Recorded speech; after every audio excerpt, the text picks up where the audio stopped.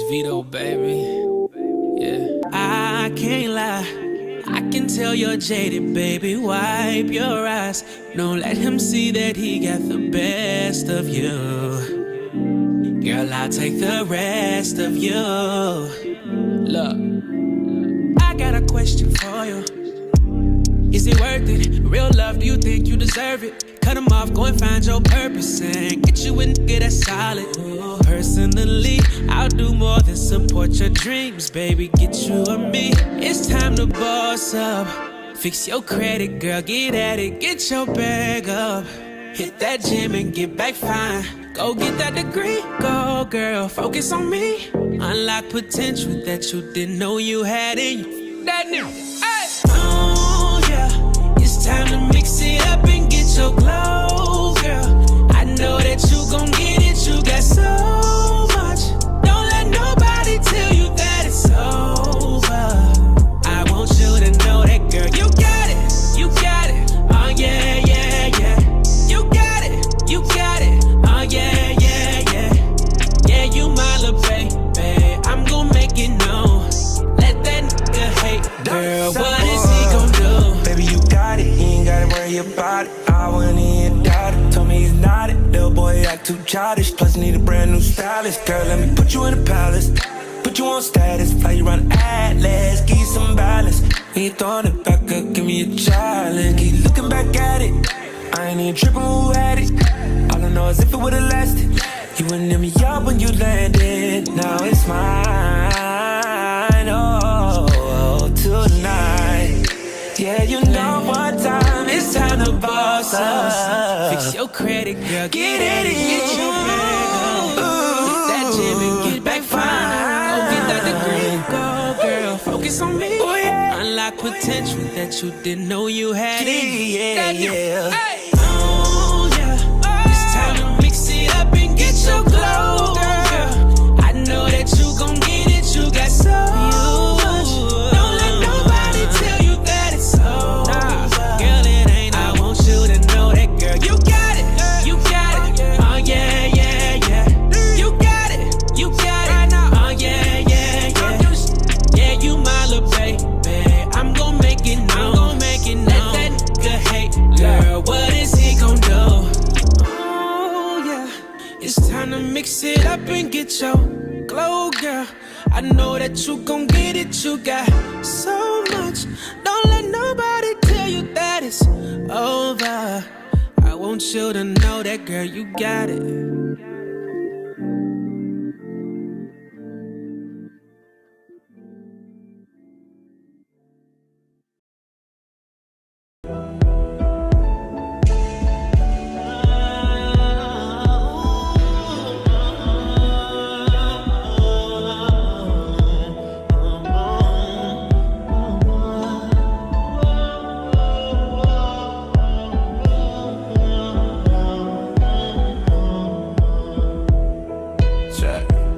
She grew up without a father,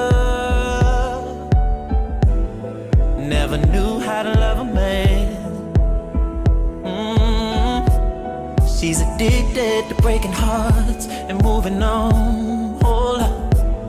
So I never really stood a chance, no.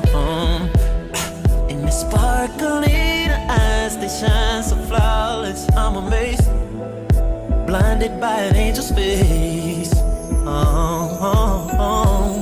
It's the sweetest voice in one kiss, and now you got the venom in your veins. Believe in everything her lips say. Pretty girls lie. Lipstick and a smile makes you wanna believe. But pretty girls hide. Whoa. Pain so deep inside she can't even see. Pretty girls lie. Pretty girls lie. Yeah. Got you walking through a maze, yeah. Eyes closed trying to find your way. Ooh. make a sound, but she don't wanna be found. But she'll tell you come anyway. Oh, oh, oh. And you know the difference from the real out of fake. Devil in the dress, but an angel in the face. That forever yours, but it's only for the day. Is it real when you're calling my name? Pretty girls lie. Lipstick in a smile makes you wanna believe. But pretty girls hide. Pain so deep inside she can't even see. Pretty girls hide. I wanna get a benefit of the doubt. The best in her, I wanna help bring it on. I know something's missing inside. If she let me, I can show and prove. Girl, there ain't no running from the truth. She says I'll be there. Girl, don't just tell me what I wanna hear. Pretty girls lie. Lipstick in a smile makes you wanna believe. And pretty girls lie. Pain so deep inside she can't even see. Such a pretty face, she can't find a way. Such a beautiful girl, lost in the world, can't trust what she said. And after so many breakups and makeups in life, could have been making love but end up in a fight. No, tell me why pretty girls lie.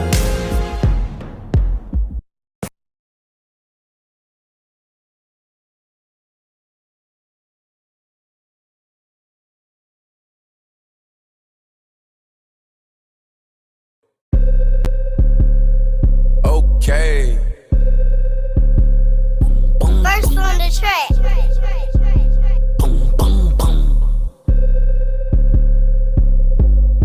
I be feeling like I don't be popping enough, I be humble. I'ma keep showing my I want it. Hang up the phone on that block the number. I told you don't play with me, and she be acting funny, probably thinking need. I thought I was fake, she say I'm a cheat. They thought I was taken, I'm ready to mingle. The is you saying, Lil'? I do my little dancey dance. I fill up my pants with bands, quit playing, Lil'. And I don't think the talk is cheap, cause now when they talk to me, they paying me. I probably say the word too much. I'm a real, I don't be giving them. Tommy Hilfiger fits with coming up. When you stay down like this, you rock Phineas. Okay. He broke his hip, put a boot on him. I hit the put her out, put a move on him. He wanna be just like baby, for real on the low, trying to do what I do, don't he? Yeah. Just so you prepared, I'ma let you know. They probably told you I'm scared, but I'm ready though. No. The industry can't take the hood out of me, about to go get some I'ma get 'em. They do it nasty. Pull up new whip and it's flashy. Gun on my hip and it's plastic. This the deluxe. I like her, but don't give a I'm rough, I'm a daddy. That's how I live. She told me she wanna have kids. I told her don't know what that is. That ain't how we speak. I broke her heart in a piece. She probably gon' call Dr. Phil. I be feeling like I don't be popping enough. I be humping. I'ma keep showing my if I want it. Hang up the phone on that block the number. I told you don't play with me. And she be acting funny, probably think need. I thought I was fake, she say I'm a cheat. They thought I was taken, I'm ready to mingle. The is you saying, Lil'? I always had a thing for ghetto with the Trinas. I'm known to set it off like Queen Latifah. You wanna make Billboard, come get a feature. You with baby Lil'. Hot, number one song on the Billboard. He still got a Glock with him. You ain't gon' never see me hate on no. Think it's worth better. I'm tryna go shop with him. Yeah, what you need, Lil'? We having the bags of gas and they moving fast. And you can imagine that on the way. My bro catch the pack like it's mad. Go, having my way with the act. Come on, on the floor a mattress. They probably saying I'm not on y'all. I feel like, hey, are we talking about practice? I be feeling like I don't be popping enough. I be humble. I'ma keep showing my. I want. We talking about phone on like the number. I told you don't play with me. She be acting funny, probably thinking need. I thought I was faithful. She say I'm a cheat. They thought I was taken. I'm ready to mingle. The is you saying, Lil'? What's good? Okay. Hey, run it back. First on I'm just kidding. What's good? Who with me? Let me know if you're here. Let's get this one in real fast. I gotta go. I got an open platform right now. All questions, all gas, no breaks. I did. Stephanie High said that I get the popcorn. I showed you yesterday that I had the popcorn. I showed everybody yesterday. I bought the popcorn as soon as I got here. It's over there. Yeah, I got it. I've been eating it. I can't say that there's much left in the back, in the tin can. But what's gonna happen? Excuse me. Let me set this up. I'm sitting at this little table. I told y'all this table is a little tricky, a little different than what I'm used to. And I have one light I only brought one light with me. I meant to bring all of them, but I only brought one light. I meant to bring the other ones. I left it with one of my bags accidentally at the house and all that old stuff. What's good? Somebody let me know if you're here or not. Let me know. How we doing today? Look, I'm gonna get straight to it. I can't see the count. I don't know what's going on. For some odd reason, while I'm here, I can't see my count of people from any of the platforms. I'm gonna see if that's just because I got a different internet service going on here while I'm here, or what it is. There's just some stuff going on that I'm not accustomed to, so I'll do the best I can. I know I got more excuses than a ninja going to jail, don't I? I always come on here with an excuse about something. That's all right. We're going to make it pop, though. We're going to make it do what it do, baby. What's good with everybody? I'm going to talk about a couple of things I talked about yesterday, but I brought the receipts. Not necessarily receipts, but I brought some people that can kind of co-sign what I was saying. Who was it? I think it was Twin. Oh, Lord. I know I'm probably going to get a call from Twin. Being in his hometown, I always expect to get one anyway. I ain't going to say nothing foul because he might, I gave my location up. And I don't want, Twin got shooters. He knows shooters. I don't want to, you know what I'm saying? I didn't gave up my location, and I ain't gonna have no problems with Twin while I'm on my Chicago trip. I'm not gonna have any problems with dude because he know people, and I don't want no problems. And I don't know if Justin Sharp got my back like that. He a good brother, but when I was talking about men and women shit, and I guess his wife was sitting there, some shit. He didn't have my back then, so I can't count on him now. I can't count on you now, Jay, because you didn't have my back when I needed you when we were talking about some shit that you knew I was right about, but you didn't have my back. Let's do a soundtrack. Everybody good? A sound check. Excuse me, I said soundtrack. It'd be nice to do a soundtrack. You know why I say that? I can rebound off a mistake. Let me tell you why. Some people watch the Wyatt live show just for the beginning. They like the way my music come on. They don't know what I'm going to say. They don't know what I'm going to play that day. They love to watch the beginning and they love to watch the end, the intro and the outro. And I'm okay with that. They here just for the music. Justin Sharp said, I got your back, my OGs there. Okay. I hope it's the real GDs. I hope it's the real GDs. They got me. I'm good. Mike sounds nice. Thank you, Donna. No LaDonna for you anymore. It's always going to be Donna. I got it figured out now, Donna. I got it figured out. Let's get one easy one in real fast. I don't have a lot of time today. I'm on the move. I'm going to head over to Navy Pier. But before, I'm going to take that left off Michigan Ave down there and go get me some more of that popcorn. I ain't going to lie to you. I haven't ran in 2 days. I run 1.5 miles every morning. I didn't go to the gym here in the hotel. I don't like gym hotels. I don't trust a lot of people sweating shit in them gyms. That's why I have a gym at my home at home in Cincinnati. I don't do gyms. Okay. I don't do them because of I don't like sweat and shit from people, what I'm saying. I don't do that. And, I don't really do, I had a bad experience with a gym in a hotel before. And it wasn't me that got messed up. It was somebody else. But, I learned from other people's mistakes. I don't want to get hepatitis and all that old shit and that's spreading in some of them gyms and all that. I don't want to run into that. Yeah, I was going to do it, AK-47. Angela Kinney said, run next to the river. I was going to go down to Navy Pier and run until I seen how beautiful it was. Yeah, I had all my gear on, ready to go and all that old stuff. And I'm looking at the snow cones and all the little nice shit out here, the popcorn, and it was too much to do. I ain't got no time to be running and shit. I'm like, it was just too much to do. You know what I'm saying? I want to go see some shit. I haven't been in Chicago and it's been a year. It's been a little longer than that. It's been after COVID. Right after COVID, I stopped going after COVID. And then when the migrants came, I really was not trying to spend, my tax money here. I wasn't trying to do it. Ollie says it's beautiful down at Navy Pier. Yeah, Navy Pier is cool. But if you come to Chicago, there are so many other places. Navy Pier is a tourist area.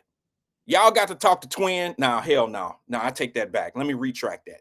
Don't talk to Twin on where to go to Chicago, because Twin don't really know where to go. He know where not to go. He know to tell you where not to go. He don't really know where to go. He know where he gonna tell you where you shouldn't go. Don't go to the south side over on Roof Street. Don't do shit like that, man. It ain't good for you. That's what he gonna say. Now, there's a lot of nice places in Chicago, and there's a lot to do. There's a lot to do. Let me just tell you how big. I don't really have to educate or school anybody on Chicago now, do I?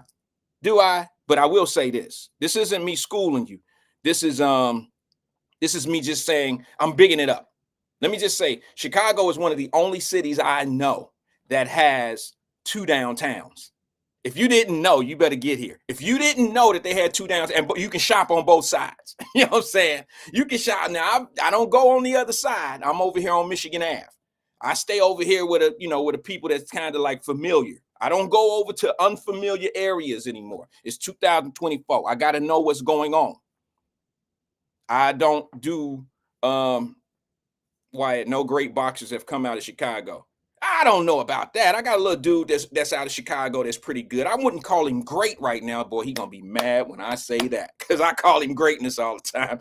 But like Anthony, like Greer, Lil Greer is from Chicago. He from Chi.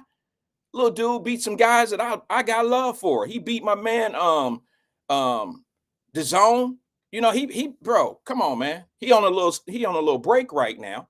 He's on a little break right now, but much love to him and respect. He's trying to get back at it. He took a little L some time ago and he's bouncing back. He's a strong kid. Y'all know him. Don't blink. He'll put you to sleep. Took the pillow into the ring with him. Yeah, don't blink. Greer, little Greer. He's a cool little 120. What do you fight like 125, 130, 130 pounder? Great kid, nice guy, great father. Yeah, Tiffany Daniels said Montel Griffin. Yeah, there's some thunder in Chicago. There's some guys in Chicago with some thump. It's just what's funny, y'all ain't gonna believe this, but I've been trying to tell y'all this. Go talk to somebody that's from Chicago. Maybe not Twin in them, because he come from a different family orientation. Like when that gang shit, they kind of stick together. But if you listen to people that's from Chicago, that born and raised in Chicago, they trying to get out of Chicago just like people trying to talk about that shit about getting out of Cincinnati. They don't support us here. They don't do this. It's the same shit no matter where you go. They say the same thing in Chicago. I keep trying to tell y'all. I ain't gonna tell you who I had conversations with. I don't want to put their business out there, but they'll tell you. I've seen posts out from fighters that grew up and fought in Chicago, and they'll tell you, man, Chicago, you can't even throw no fights here, Wyatt, because the Chicago people ain't gonna come out and support us. When was the last time you seen a pro fight in Chicago? And it's not because they don't have fighters. It's because they have the same shit going on like most major cities that have people that look like us who pump fake, all that fake black loyalty shit. And they don't support each other no more than the people in Cincinnati that you say fake loyal, fake love and all that old shit. It's the same everywhere. You can go to Toledo, Ohio. They'll tell you the same thing. Go to Dayton, go anywhere. And then it turns from well, it ain't just Cincinnati. It's not just Toledo. It's not just Columbus. That's an Ohio thing. No, it's not. It's like that everywhere. And everybody used the same excuse. In my city, they don't support us. No, it's a people thing. It's not a city. It's not a place. It's not a state. It's a people thing. It's a mentality thing. That's all it is. I know, here I come in with all this old chaos shit. A lot of people don't like to hear it, but a lot of people need to hear it. Another post came up today. I was minding my own business, scrolling through my social media. Let me see if I have it. I think I saved the picture. Here it is right here. I'm going to burn it and I'm going to send it to us right here on Wyatt Live. I'm going to burn it and send it right to us. And I'm going to this is somebody in the Cincinnati area who wrote this post right here. Uh-oh, wait a minute. What's going on? Why won't it send it? Hold on. Give me 1 second. I don't know why this is moving slow, but my internet is pretty bad here.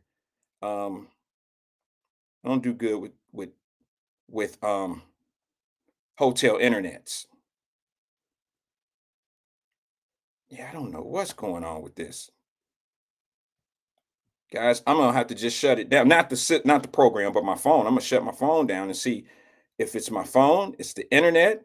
It won't let me pick up what I want to pick up, and it won't let me send it. Let's see here. There we go. Let's see if it'll send it over there. This internet is weak, bro. Think of some questions that you may have for me today. Low disk space. All right, so let's get rid of a couple things. It's just moving slow. It's just moving slow. Let's see. I could get rid of a few things here. Um,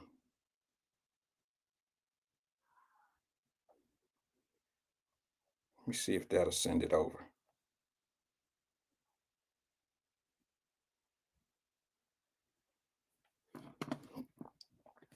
Nah, it ain't working. Anyway, I'll read it to you. All right. You just have to trust that it's here. I'll show it to you. Here's the post right here. That's the post right here. Okay. I'm just gonna read it to you. I'm gonna read it to you. Today I was scrolling down my internet, my social media. This is what it said. It says, I'm leaving the city. I can't stand it any longer. It's too many weirdos. It's too many weird people. Excuse me. It's too many weird people, and I hear the ambulance 100 times a day. I'm out. So I say to this person, you don't think where you move into is gonna have these same problems? I know y'all heard me say this before. But this was the post. It was a girl. It was, of course, a woman. She said, I'm leaving the city. I can't stand it any longer. It's too many weird people, and I have and I hear the ambulance 100 times a day. I'm out. Where's she gonna go? The only thing I could tell you is you just need to pick a better neighborhood. Somebody tell me something different. She need a different neighborhood. You don't need a whole nother city. You're deceiving yourself. You're deceiving yourself thinking that you're about to leave Cincinnati. And she said, Justin Sharp said, that's my neighbor. Then you know this is real, what I just posted. Or not posted, but what I just said. That was posted. You know that's crazy as hell. Where you gonna go? You don't have to leave Cincinnati. You don't have to leave the city. There's communities in the city of Cincinnati. What's wrong with Cincinnati? There's communities. Sorry, I'm getting punched out of my own stuff. You could go somewhere in Cincinnati and not have those problems. But what she talking about, she running from, that exists everywhere. All right. Let me do this because I can't see anything. I can't see my count. My internet is a little rocky. I hope the picture is coming through clear. It might be a little shitty. It's a little shitty. I didn't mean that. Shady, a little slippery and all that. Greetings, Kilmore Everhart. What's good? I'll say this. She gonna get those problems no matter where she go. No matter what state. All right. All right, let me do this, yo.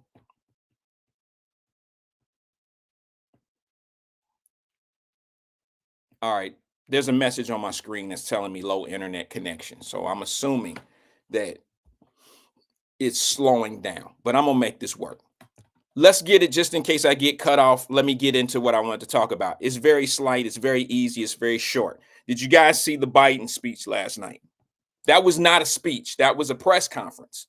I'm gonna give Biden I'm gonna give him credit for standing up there for 59 minutes without a drink of water, without anything. I mean, to be 81 years old, that's pretty powerful. I hate to tell y'all who want me to go in on him or want me to say some derogatory shit or whatever. To be honest with you, man, I don't know a lot of 81-year-olders who can just stand up there. If you've never been on a stage, you don't know how hot it is up there too. All right, it's pretty hot under the lights. And I don't mean like pressure hot. There's pressure there too. But I'm talking about under lights. Hell, I sweat and normally I have about 3 lights around me when I'm doing this show. And y'all see, I keep a towel with me. And at the end of the show, I'm drenched. I'm wet because, the lights, it's hot under the lights. And I want to give, President Biden props for being able to stand up there for a whole hour, speak off of a teleprompter. I know that's cool. He said everything he had to say off of a teleprompter. I'm not mad at him. That's what they do. And then he answered some questions that he was prepared for. Okay. Scripted questions. Okay. But still, the stimuli was there. He was there to do the job. He was there. I don't know if he necessarily sound confident or convincing. I will say that he wasn't as bad as the debate. That's my assessment of it. I think that he could have answered some questions that was a little bit more direct to the American people. Do you understand what I'm saying to you? I think that a lot of the shit that was talked about had nothing to do with our day to day, our everyday. And when you start saying things like, well, inflation is down 3%, that's some high tech talk to some people. It's not really saying anything. If you go get gas today, that 3% low inflation shit don't mean nothing to you. If you go to the grocery store this Friday today, that 3% down in inflation don't mean anything to you. If you look at how many illegal immigrants are in this country and all that old shit, a lot of that stuff don't get talked about. I know what he said when he said that since the Republicans walked away from a bipartisan deal that they had, we all seen that coming. If you sat back and watched Wyatt live for any time past a year and a half, we've been talking about the immigration problem, the border, the illegal immigrants coming in, hundreds of thousands by the month. We've been talking about this for a year and a half, and it's been going on for 3 years, 3.5 years, and nothing's been done about it. And y'all know I'm on record. I'm on record saying, wait till election year when it's time for them to be when it's time for them to run again. I said they're going to step up to the plate and act like it's time to do something. Y'all don't remember me saying that? I said, wait till election year. That's when they're going to come down and act like they want to do something about the border. Y'all don't remember me saying that? Also, who remember this conversation that went on? I said, President Biden gave the border to who? Vice President Harris. What did I tell you he did? What did I tell you he did? I said he set her up. He set her up for failure. Do y'all really think Biden rock with Kamala Harris? He don't rock with her. Listen, he didn't really want her. He used her. It's a common practice in politics, but it's definitely a common practice with dudes like him. White dudes like him use us for leverage. They use us, they use us, they use us. And for some odd damn reason, some of us just don't get it. We will accept it and take it for what it's worth, but we don't really use it for the next argument. We totally get amnesia and forget about the use game. We totally forget about it. We act like it never happened. It's amazing to me. I wanted to show this one. I want to show this video from yesterday. I want to get it queued up though, because it was from the Dr. Umar spot that I never, I didn't get a chance to show it to you. Let me see if I have that. Let me see something here, guys. Give me a second. Let me see something. Because it was powerful. It was very, very good. Let me see if I can find it first. I'm doing it on my internet, so bear with me, guys. Bear with me. I'm doing it on my connection on my computer on the other side. I just want to see if I can find this. Meanwhile, it's on a commercial, but I want to play this one clip that I left out yesterday. And it was about the migrants. And I just want to see if anybody agree with it. Oh, let me go to Twin while I do that. Twin's on hold. Let me see if I can get Twin in. Good afternoon, caller. This Twin? Twin, what's good with you, bro? You ain't got no hitters at me, do you? I tell the gangsters helping them to step back. So it's a light-skinned dude, room 101, step back there. See, that's why you don't supposed to get your location. I messed up a long time ago.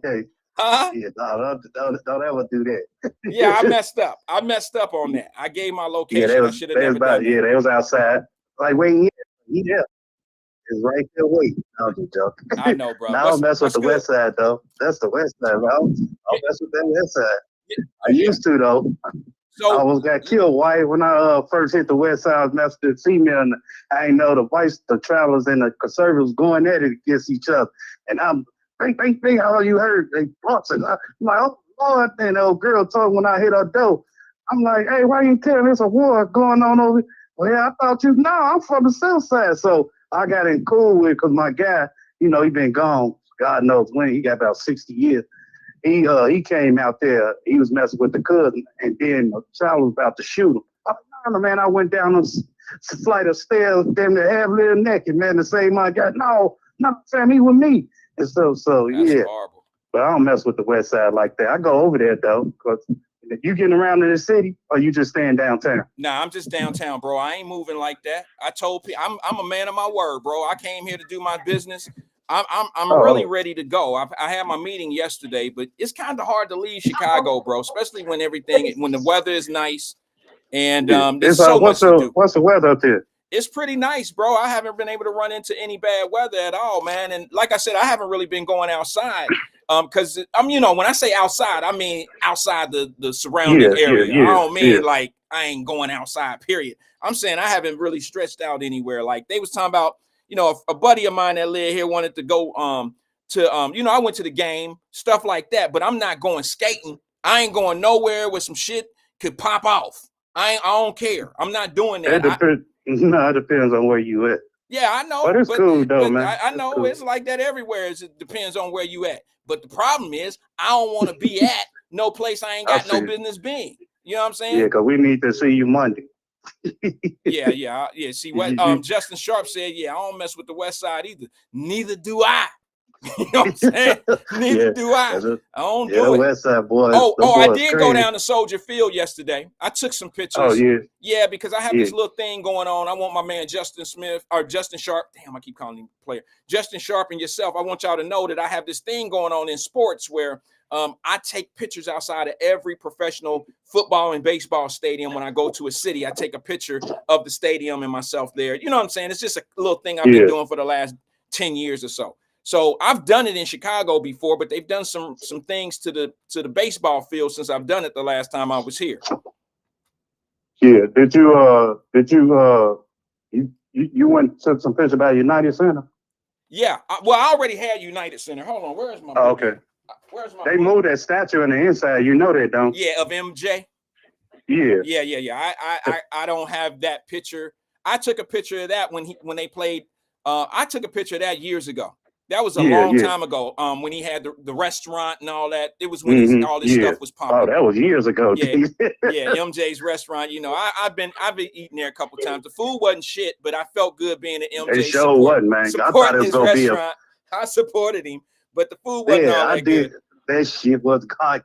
The macaroni was bang a little bit, but that other shit. So I'm cool. Well, Mike didn't make that for us, bro. He made that for the elites. We already know. Yeah, that was he got 2 elites. Restaurants up there. The other one's still open. Yeah, that was for the elites that came to Chicago, brother. Because you ain't walking out of there without paying. You're gonna pay $60 per person. Oh yeah, minimum. Oh yeah, but more than that's the minimum price. Yeah, minimum. All right, twin, what's on your mind, bro? How you feeling today? Yeah, I'm all right, man. I'm blessed, man. Getting to work and stuff. It's raining now. Yeah, in Cincinnati. But but you going through Navy Pier, Wyatt, that's a walk, man. From start to finish, it is. But I go through the inside. You know how they got all the vendors and stuff inside. Are you familiar with Mad Caps? Man, who? Mad Caps in Navy Pier. Yeah, look, little Typey. His name is Tyrone, but they call him Typey. Yeah. Okay. I know what you're talking about. Yeah. That's one of the little dudes I started with about 15 years ago. I invested in him 15 years ago, and he's still here, bro. That's my little. I call him nephew. We started. I know what you're talking about. Yeah, he started with one little embroidery machine making hats, and he puts lights. I know exactly what you're talking about. Yeah. He's still here, and we have a good time. Damn, he's still down there. He treated me to dinner last night. You see what I'm saying, bro? That's a long ass time. Yeah, he's been down there, man, bro. Well, almost. They're 20. Almost 20 years. Yeah. Yeah, he was one of my first. See, that's how sure I ain't been in Navy Pier. God though, well, it's been less than 20 years since I've been there. Yeah, well, he's one of the first people I've ever invested in. He's a really good guy. Well, I can't call him a kid now. He was a kid back then. He was a really nice kid at the time, and he's married and has kids now. And we kick it. He makes really good money. He has several stores now, and he's a grown ass man, and I'm happy for him. Mm-hmm. Yeah, most people though, why I can't say most people, like original gangsters I know, Lil Larry and the rest of, they have moved from Chicago. Oh, really? And everything. Yeah, they moved because they venture out and they big time. They ain't in in the streets of getting money and all that and everything. They like out of town, Tennessee, Mississippi, all that. Okay. So they got business and everything else going on. Good for them. And everything. So I talked to them last time I was up in Chicago at the picnic, and the ones that really OG started it under Larry and everything. They got business. They doing good though. I can't say that. People thought, well, since he the chief son and all that, he gonna be top. No, Larry ain't like that. I mean, he did his thing, but he turned his life around and everything. Larry said when he left Chicago, man, he had $300 in his pocket. Yeah. Went to Mississippi, opened a big business. COVID came.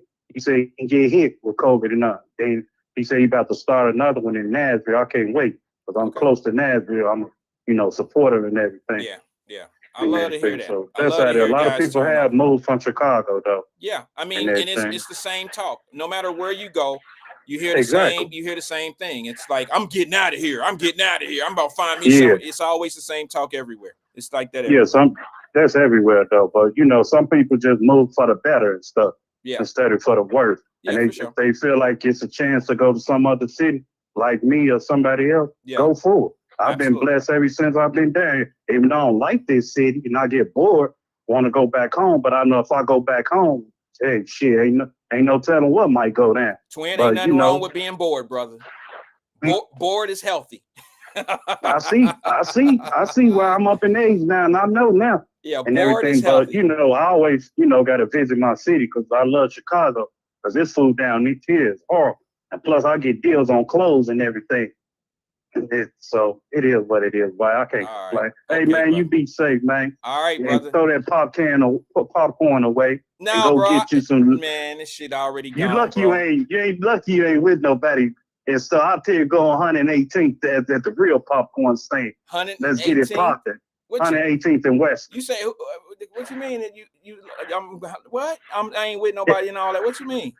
I'm saying if somebody is Wait a minute. together. First of all, what's on 118th? And then I'll know what you're talking about. Let's get it popping. It's a real. They better than Garrett's to me. Let's get it popping. Let's get it popping. No, they not. Oh, no, you ain't been over there. You been over there? The 118th I ain't been over there, but I don't think it's better than Garrett's. I mean, you could be right. I don't know. How I'm gonna say they not Garrett when I ain't never had. They black owned and everything. Oh, wait a minute, really?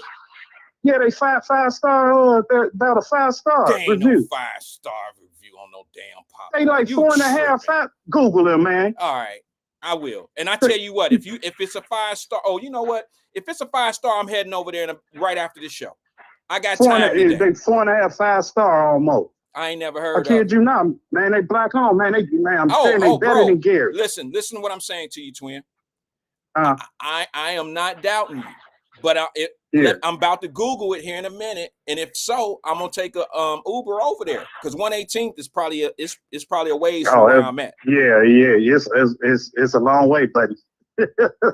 You know how blocks in Chicago, you got to hit the expressway, get off on 95th or 115th, and go back east. I mean, go back west. I might get brave and go up on the Good Times train.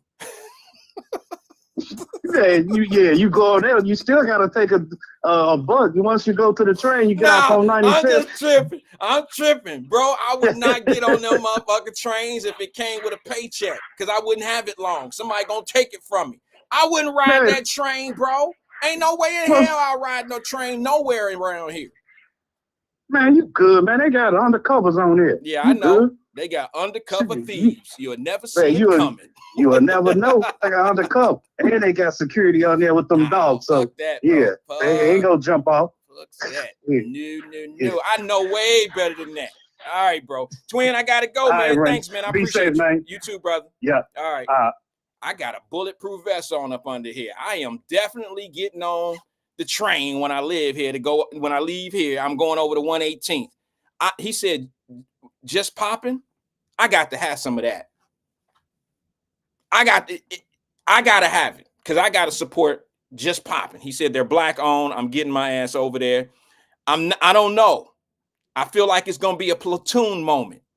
You know what I mean? I feel like if I take the train over to the damn y'all gotta understand, I ain't scared. I'm not scared. I just got some sense. You understand? There was 100 shootings here a week ago, and it don't let up. Yeah, that's what Valerie Davis said. Why you gonna run into Mad Dog on the train? Y'all remember Mad Dog from Good Times? Mad Dog. I'm gonna put my bulletproof vest on, and I'm gonna take my chances. This might be the last week of Wyatt Live. If you don't believe me, this is how I'm gonna get ready for it. Y'all remember how Rambo used to strap up and get his shit ready to go do this little Rambo shit? This is what I'm gonna do.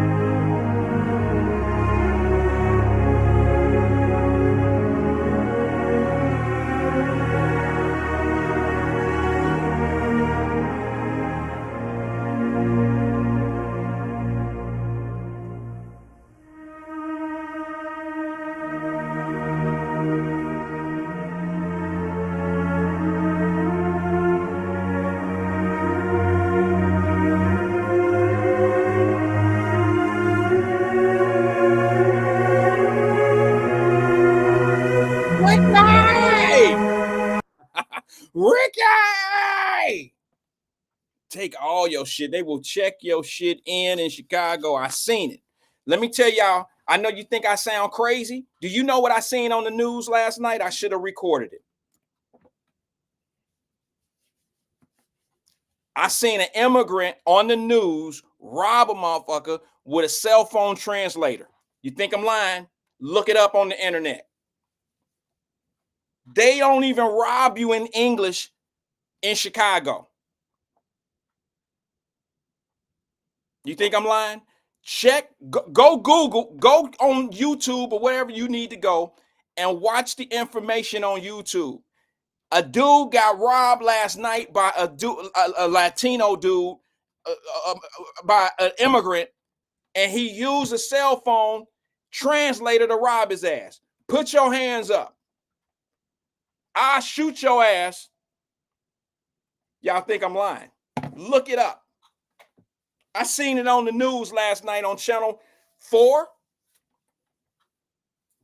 Who don't believe me? Let's bet something on it. Who want to bet something on that? And Twin think I'm about to go to 118th on the train? Twin, I tell you what, brother, let me just be honest with you. If my Uber get me there, I'm going. If the Uber don't go, I ain't going. Rob says you can rob a mug with sign language. Hey, bruh, I have never seen. Is it? Oh, he said channel 5. My bad. Maybe it was channel 5. I don't know. It was 4 or something. I thought it was 4. Look it up. Go on the internet and look at channel 5 news from yesterday and see if you don't see an immigrant robs a man downtown Chicago and he used his cell phone to translate. Y'all think I'm about to get up. I came here to do my meet. I swear on everything I love, I was willing to take less money if my meeting would have been able to been done on Zoom. If I could have did my meet that I took yesterday on Zoom, I would have did it. Oh, okay. Twin said channel 4 is the Spanish channel. Yeah. It was in English when they told me that story. I feel like risking it, Sea Breeze, if the popcorn, it's just calling me, man. It's just calling me. Some of y'all know that scene. He said, don't risk it over no popcorn. It's calling me like crack.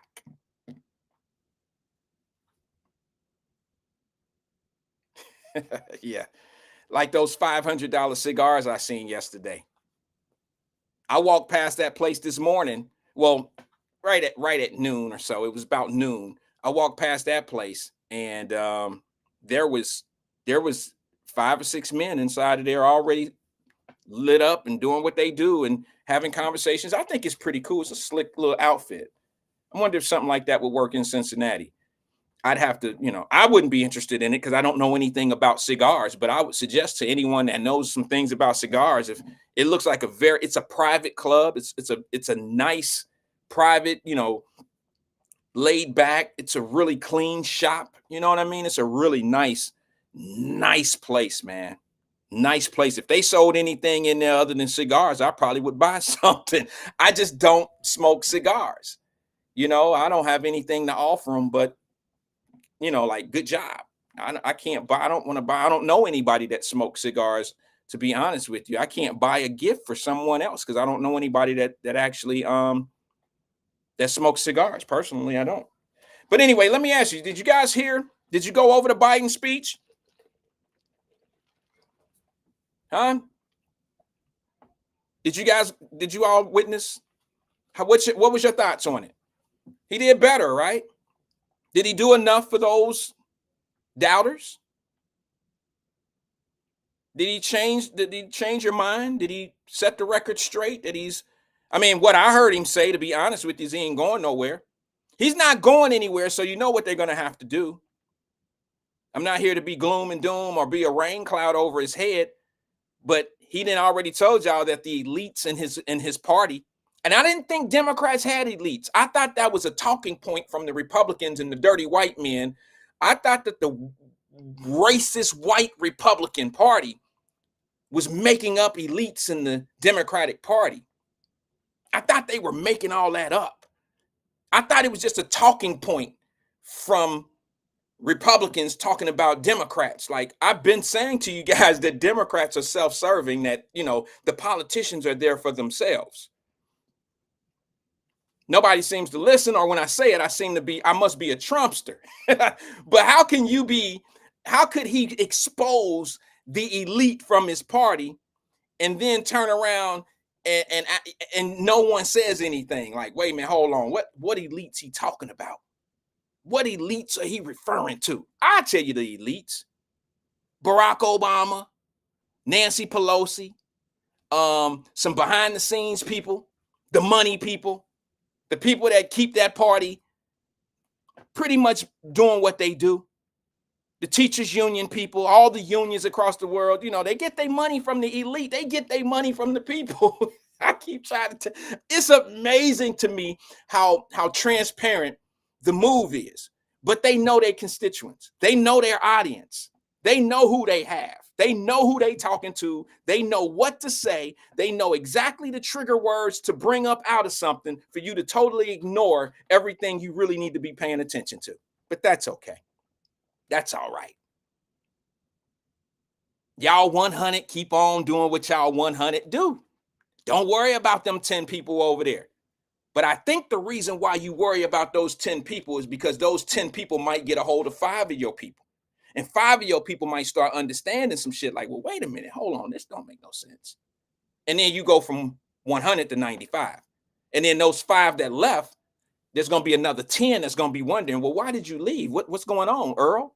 And Earl might start showing you some shit like, well, Nancy Pelosi made, she killing them on the stock market. She got some inside shit going on that we don't have. And guess who she making our money off of?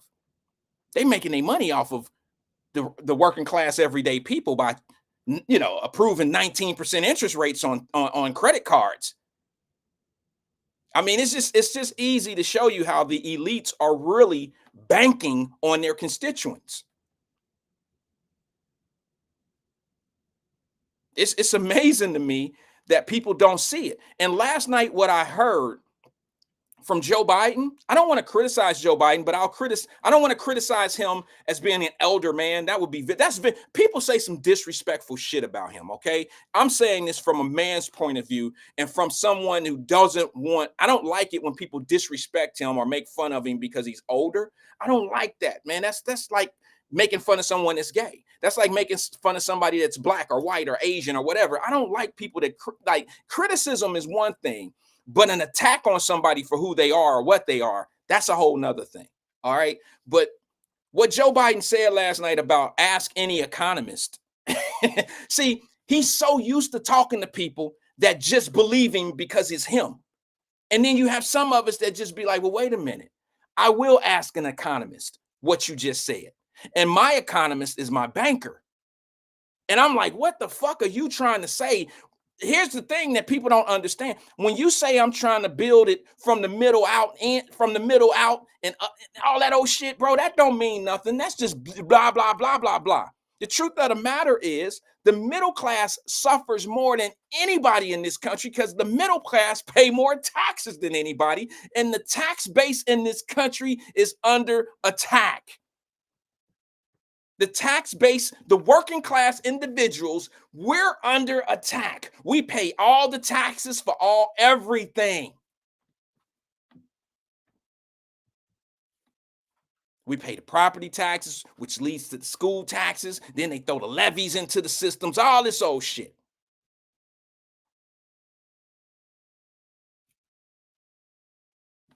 It's just, where are these elites, Joe? I'm going to tell you where the elites are. The elites are the same people they get their money from. I've been trying to tell y'all this money game is what it is. It's a money game. It's a money game. And the whole thing, look at this shit. Joe Biden is playing hardball with them. They done already told Joe got to go. Joe, you got to go. Joe has been champ. It's time to hang up the cleats. Joe don't want to go. Joe Biden, President Joe Biden, if his policies, if the policies that he support weren't so bad, I'd be on his side.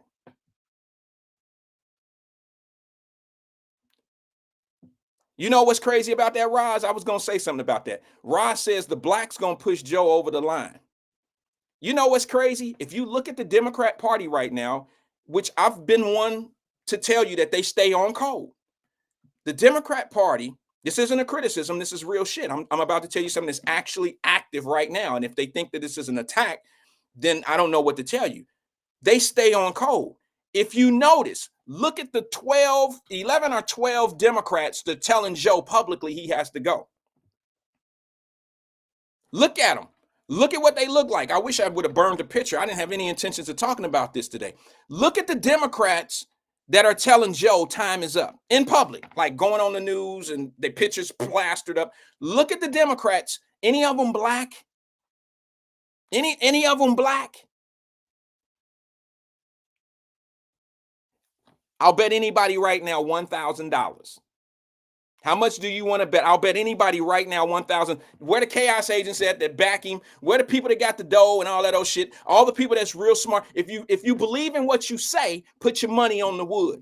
Here's what I'll put a bet on. Anybody want to bet $1,000 on this? Anybody want to bet $1,000 on this right here? And if Joe, I'll even give you this average.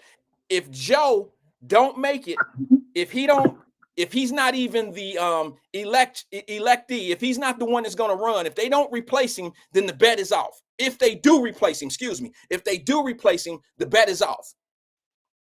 But how much do you want to bet that the first black person that come up and say Joe got to go, the rest of them going to come? Who want to bet that? Who want to bet that if Akeem Jeffries step up and say Joe got to go, then here come Maxine Waters, here come all the rest of the elite boule. They all gonna come up and say, well, you know, we just want to make sure we got everything. See, they saying this shit behind the scenes already. But how much do you want to bet the first black? Why isn't there a black person right now? Why isn't there a black person right now telling Joe in the Democrat Party, Joe got to go? Why isn't there a congressperson? Why is it all white people, all white men? No one, and some white women, those are not their elites. The people they plastering on there, it's the Nancy Pelosi's in them. And soon as the black folks in the Democratic Party get the okay, get the permission to say what they want to say about Joe,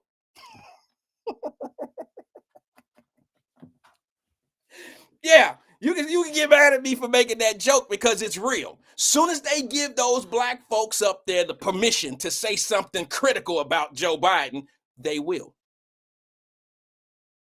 But you know they want to stay on code. The truth of the matter is when they ain't gonna say nothing until they get permission to say it. If Barack Obama come out here like they saying Barack Obama gave Nick Clooney the nod, the head, go ahead, get his ass, get him. Go ahead, you can say that. You can say what you want to. Go ahead and get him, bro. I'm waiting. Here's the thing. Here's the bet. I bet you when one black folk come out and say something about Joe Biden got to go, that's when they all gonna come. Who want to make that bet? Who want to make that bet? Let me go to the phone lines. Maybe this person they called to take that bet. Good afternoon, caller. Who am I speaking with? Praise the Lord. This is CK, sir. CK, did you call to take that bet? No, sir. I just called to pray deeply for your life. I told your ass not to go to Chicago. They're killing us left and right down there. Who is they? Why would you go up there, man? I'm still alive. What you talking about? You said it like you talking to me in my casket. Well, you better stay in the house, man. You said you got the vest on? I got the vest on. They ain't gonna Ricky me, not up here.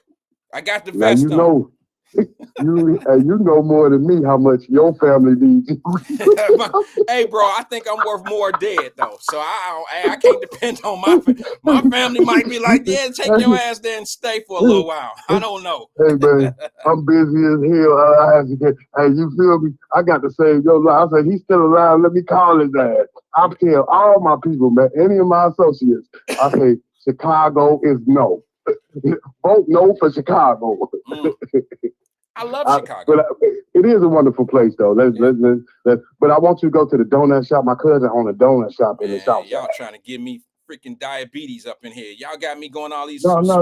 Is there any healthy spots anybody know about? Damn.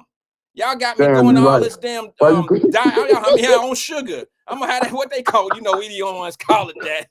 I'm gonna be on sugar in a minute. Hey Wyatt, you crazy, man. I'm thinking you right, man. We do serve some fucking food in Chicago, though. We want pizza, got them deep dish pizza with popcorn. Hey man, let me tell you something, bro. I seen pizza yesterday that had now laters on top of it. But hold on. That popcorn is to die for. It is, now bro. That's worth dying. That Monty Bear. Yeah. She told me Montel, that's crazy. I did not know he was from Chicago. He is a legendary fighter, man. He beat Roy Jones and James Toney twice. Yeah. Remember that? Yeah, they got fighters here in Chicago, man. Well, he the only one now. Don't go too far now because y'all got Jordan. That's the only one we got. It ain't, bro. You don't remember Don't Blink, bro? Damn, bro, why am I drawing a blank, man? Because I'm really cool with little dude, man. I mean, no, for real. Chicago got fighters, man. They got gyms here. I plan on going to a gym tonight. Right, but I think the violence has effed up the talent because, like you said, Montel Griffin is exceptional. He quirky, nice power, but he learned that from the Chicago streets. So that so I think Didn't the he gun get violence killed has in curved Chicago? the boxing a little bit. Didn't he get shot and killed? No, you're talking about Vernon Forrest. He's still alive. Yeah. Vernon Forrest got shot and killed. Yeah, Vernon Forrest was murdered, and Diego Corrales died in a motorcycle crash. Yeah. Oh man, and Gotti got it too. Oh man, yeah, man. Remember that? A lot of prayer. But remember, they came back. Vernon Forrest was shot in a murder in Atlanta. It was a homicide. He was coming back for retaliation on the guys that robbed him, and they shot him in his back 5 times with a 357. Sadly, he didn't make it because he got shot in the back with a 357 twice. That's horrible, 5 times. That's horrible. Yeah. But he was a great guy. He still got kids. He's we still honor those people. But man, I just came. Man, I'm glad that you out there in Chicago. I just want you to be safe and just think about your family. You know what I mean? Stay alive for them. Forget the world. Stay alive for your family. Your bloodline. Y'all act like y'all didn't send me off to war. What the fuck? Maybe it was me. Maybe I should have never played all that old shit that I was playing. You work with God. You work with God just like me. You good. Okay. The extra prayers never help. You saved my life. Right. All these prayers. We got the prayer. The prayers help save the community. We lose people, but some people we save, right? That's right. Hey, I put you on a short clip this morning, man. I don't know if you've seen it. It's on YouTube and it's on my page on Wyatt Live and my personal page. It's a conversation you and I had about teenagers going to heaven. So it's a 35, maybe a 45-second clip. So it's on a short. It's what we call shorts in this, in the podcast world. So look out for it. Hey, salute to you, Mr. Wyatt. Hey, I appreciate you doing that because that is a very important conversation. We're gonna have more convos like that. And like you said, this is very important what you're doing, man. Handle your business, stay safe in Chicago, and tell the people in Chicago I love them from Cincinnati. All right, brother. I certainly will, man. Yes, sir. All right, take it easy. That's CK. Y'all know I'm Team CK. Yeah, I put out a short the other day. Well, this morning, from a conversation that we had, that CK and I had on the Wyatt Live show. And Chirac. Yeah, Ed. yeah, I put out a short. I'm sorry, I'm trying to find this clip of my man Joe. Joe Biden last night called the president of Ukraine. He called him Putin. Oh my God, y'all knew that shit was coming, right? Let me see if I can find it. I know everybody didn't found it. If you watching this show, you already didn't seen it. You didn't already seen it. For those that haven't, let me show it to you real fast. All right, let me show you this crazy shit real fast. Hold on, where is it? Okay, here it is. Check it out. And now I want to hand it over to the president of Ukraine, who has as much courage as he has determination. Ladies and gentlemen, President Putin. You big dummy, see what you did? Mr. President. I'm better. You are a hell of a lot better.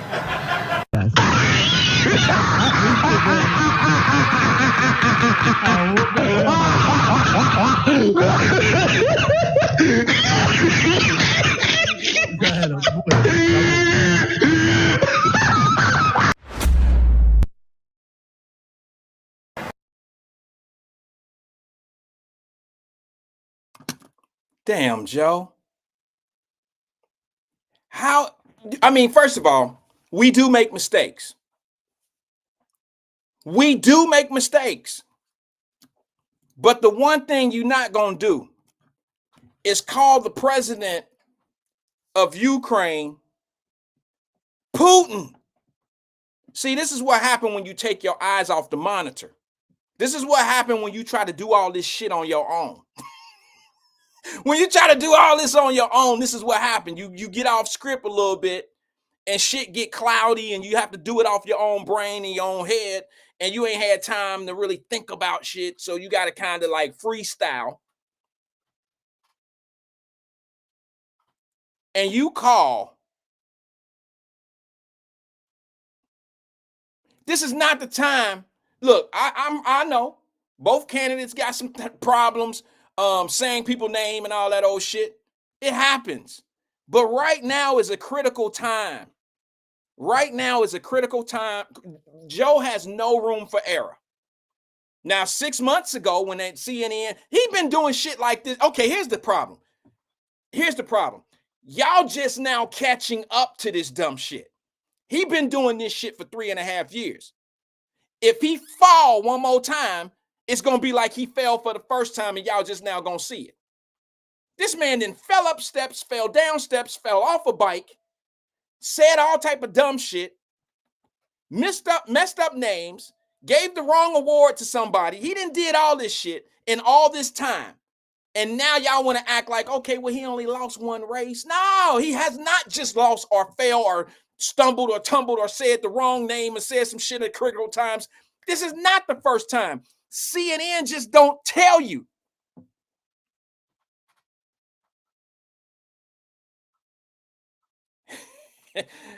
C. Breeze said, what's worse, falling over or leading an insurrection?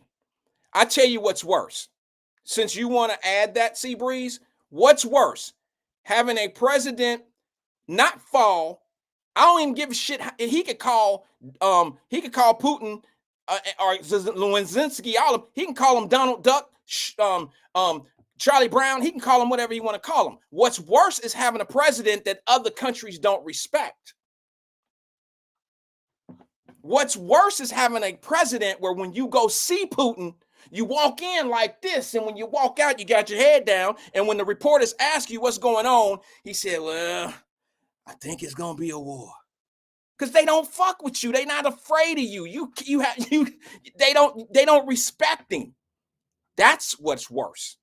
Insurrection, let me just say this to you, brother. I don't like having that conversation, because what happens is when I tell the truth, when I tell my truth, then I must be a Trumpster. And I don't care for people. I don't care when people say that shit. I don't care. I'm a grown-ass man with a mind of my own, and I do things that I do in life.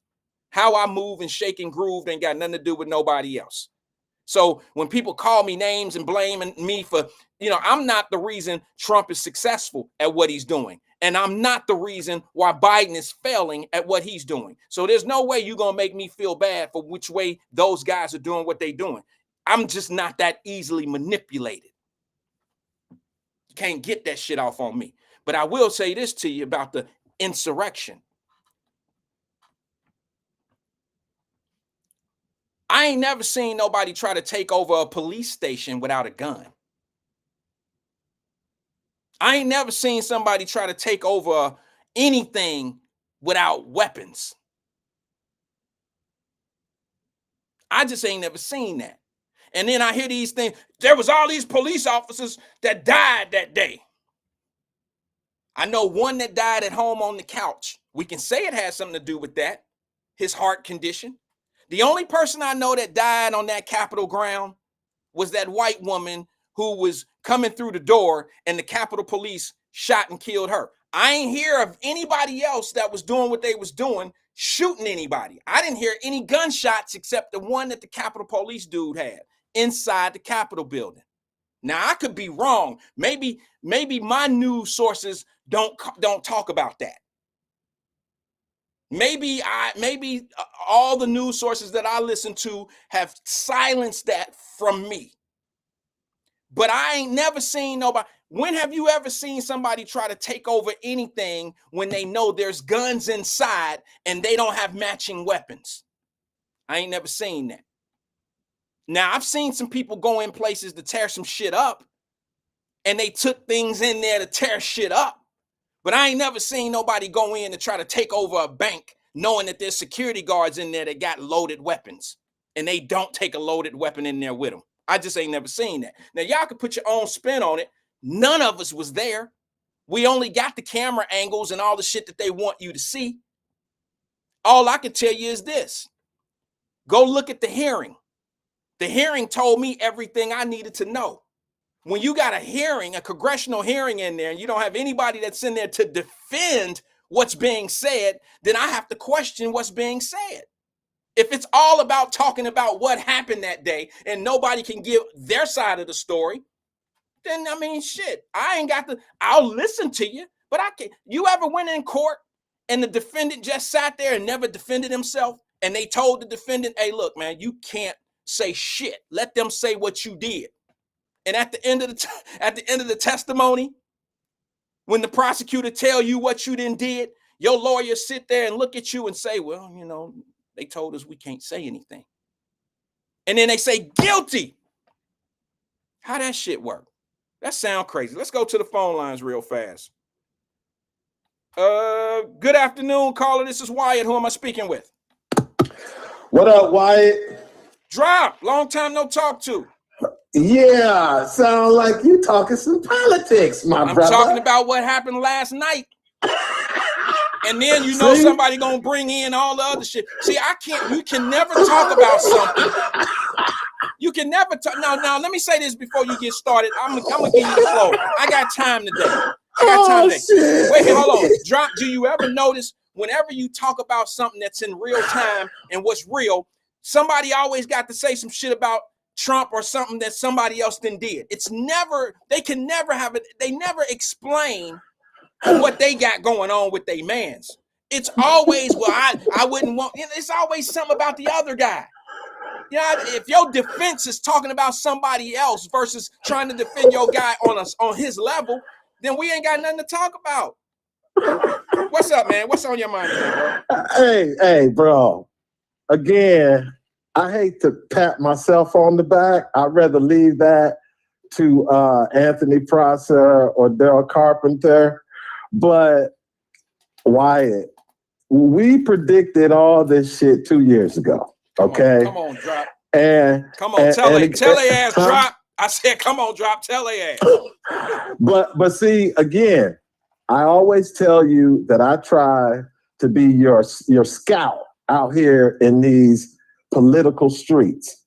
Now, Wyatt, you have to ask yourself, and everybody in the chat, shout out to AK-47, Lewis Johnson, Raz Freeman, Kim Eberhardt, Facebook, everybody that's out there. You got to ask yourself, why is it that me and you, Wyatt, and some of the people I just mentioned saw this about Joe Biden years ago, okay? But now, all of a sudden, because of that one moment in the debate, the Democrat Party all of a sudden says, we got to get rid of Joe Biden. Now, Wyatt, I got to ask you a question. Why are they doing this, Wyatt, with 120 some days to go? Well, I think personally, remember, keep in mind that this is, I want you to explain political strategy. Okay. I look at it like this, bro. I think they've been wanting him to go for a while now, and I think that, and I could be wrong, but I think they've been wanting him to go for a while, and he's been refusing. And the people that's been covering up the things that the public hasn't been able to see, this is the way that you get him out. You have to embarrass him and let the world truly, let the United States truly see, his condition. And if he doesn't step out gracefully, they're going to embarrass him. And I think that's what they're doing right now. But here's the problem that they have. And if I can, if I don't know, here's the problem I think they have. They don't think the backup can win. It's almost like keep your starting quarterback out there with the broken arm and shit. Let him just hand off the ball. I mean, it's one of them type of situations where they don't think that your backup quarterback is even better than your injured starting quarterback. And that's my opinion. You got to stop right there, because what you just said is going to help me explain what I think the strategy is behind the Democrats pulling this move when they're pulling it. Okay, tell us from start to finish. Okay, if you look at the history of the Democrats over the last 3 election cycles, okay, 2016, 2020, and now 2024. In all 3 cases, the Democrat voters were telling their party they wanted a different candidate as the nominee than the ones that the Democrat Party told them, or Obama or the Clintons said that they can beat the Republican opponent. They're setting it up right now, Wyatt, to wait a do minute. the Drop, let me ask you. I'm sorry, I don't mean to interrupt, but I was a little foggy a little bit in what you're saying. So you're saying back 3 years ago? Yes. So why didn't they have a primary set up for him against him? Yes, he did in South Carolina, because they got Bernie Sanders, they got Elizabeth Warren to drop out. Okay? Kamala had already dropped out. Joe Biden was on the verge of being eliminated. Okay, but what I'm saying is, this is what the Democrat Party does. Because like you always point out, they always running around talking about Trump going to destroy democracy, but look what they do to their own people. No, I because get it. That's been it's said. never about the truth. It's about getting people to believe a certain narrative. Okay, so when their eyes are telling them something else. Exactly. So let me ask you this, and then continue, brother, because I'm understanding you. But check this out. Could you say right now that the reason why the Democratic Party are in the situation they in right now is because they didn't follow true democracy, when in fact not having a primary against Joe Biden? Because they didn't let people they wouldn't let certain people run up against Joe Biden that might have stood a chance. Well, yes, because you see, again, Wyatt, they thought that they would be able to hide Joe Biden in 2024 like they did in 2020. Right. During the election. Okay. So thank God again, for COVID for him. See what I'm saying? But again, Wyatt, people have been saying this with Sleepy Joe the whole time. I know. You ran down the list. I know. So again, but they would lie, the media and the pundits, like I always tell you. Listen, and now man, they've been exposed. Joe Biden has been exposed. Drop. Listen, bro. Do you know how simple this shit sounds to certain people? Like we know, okay, but we knew when we was saying it. But do you realize? Here's the crazy shit. Do you realize that people still are going to say we don't know what we talking about? And it's as clear as day. And they even have people in their own party. And Joe Biden himself is saying what right now? The elites in my party want to see me go. But who Wyatt, are the elites? Drop. Wyatt, no human being that I know is going to admit that they've been played for a sucker or a fool. I don't know. They've been exploited. I don't know. Men tend to have we do say sometimes like, yeah, no, she got me. But again, Wyatt, we're talking about politics, bro. I know, bro. We're I was just having a good time. I was having something that is done in private. Yeah. Nobody has to know who you voted for, except for one group in this country. Your vote is not private because of the color of your skin. Right. Are you following me, my brother? I understand. Okay. So when something that these desperate Democrats do, Black people are either going to have to defend it or run from it. Because like you brought up earlier, whenever the Democrat voters tell their own party leaders, we're not happy, right? And then that Republican says, see, look at what they're doing. The first thing out of their mouth is, well, what do Republicans do for Black people?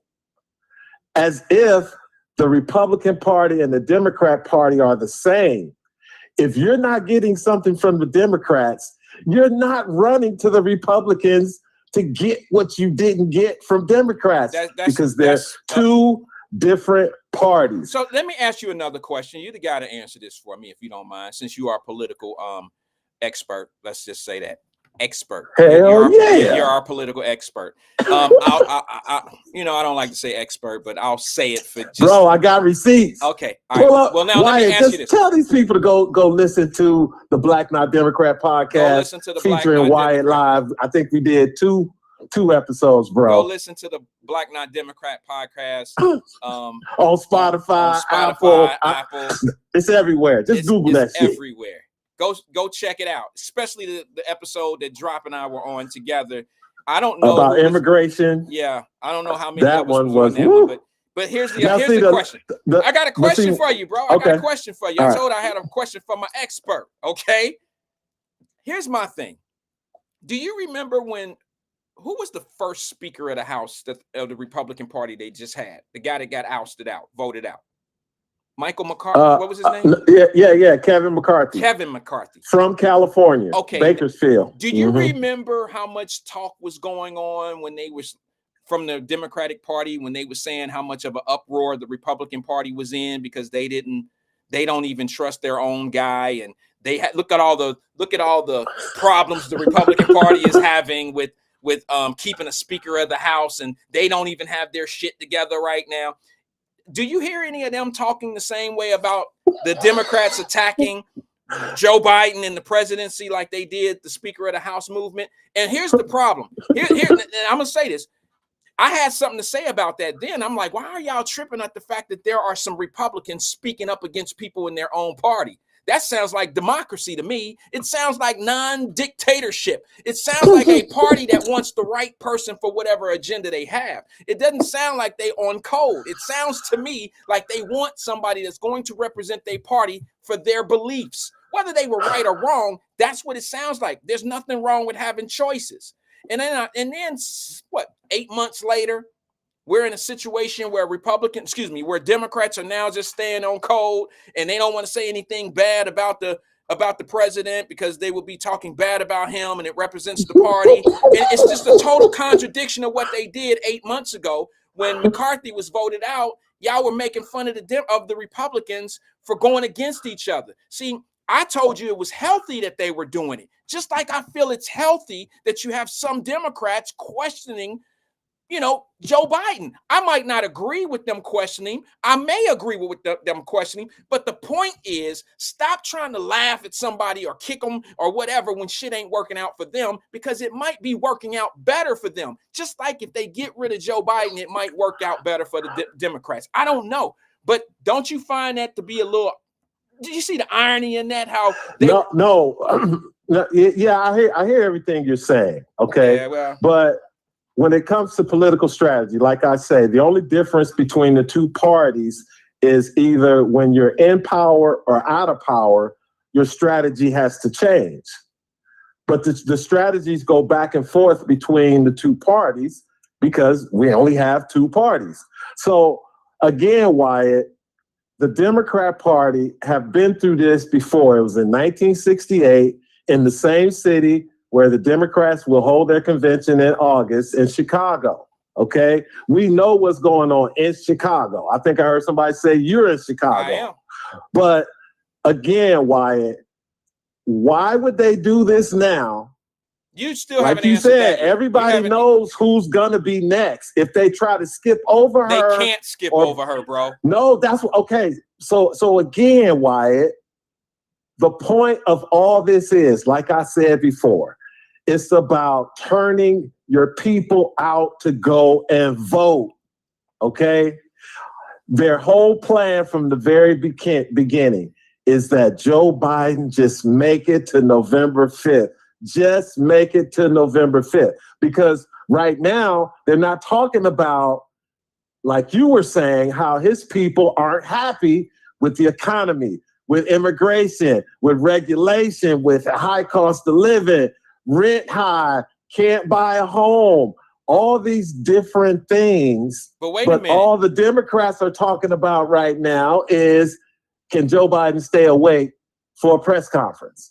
Right. You see, they're not talking about I understand. his poll ratings in the 30s.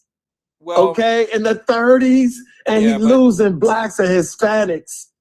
Wyatt, I'm telling you, you got to ask yourself, why in the hell would the Democrats even talk about replacing Joe Biden? What you say? Why are they, or why aren't they? No, why are they talking about it? Because they're not going to do it.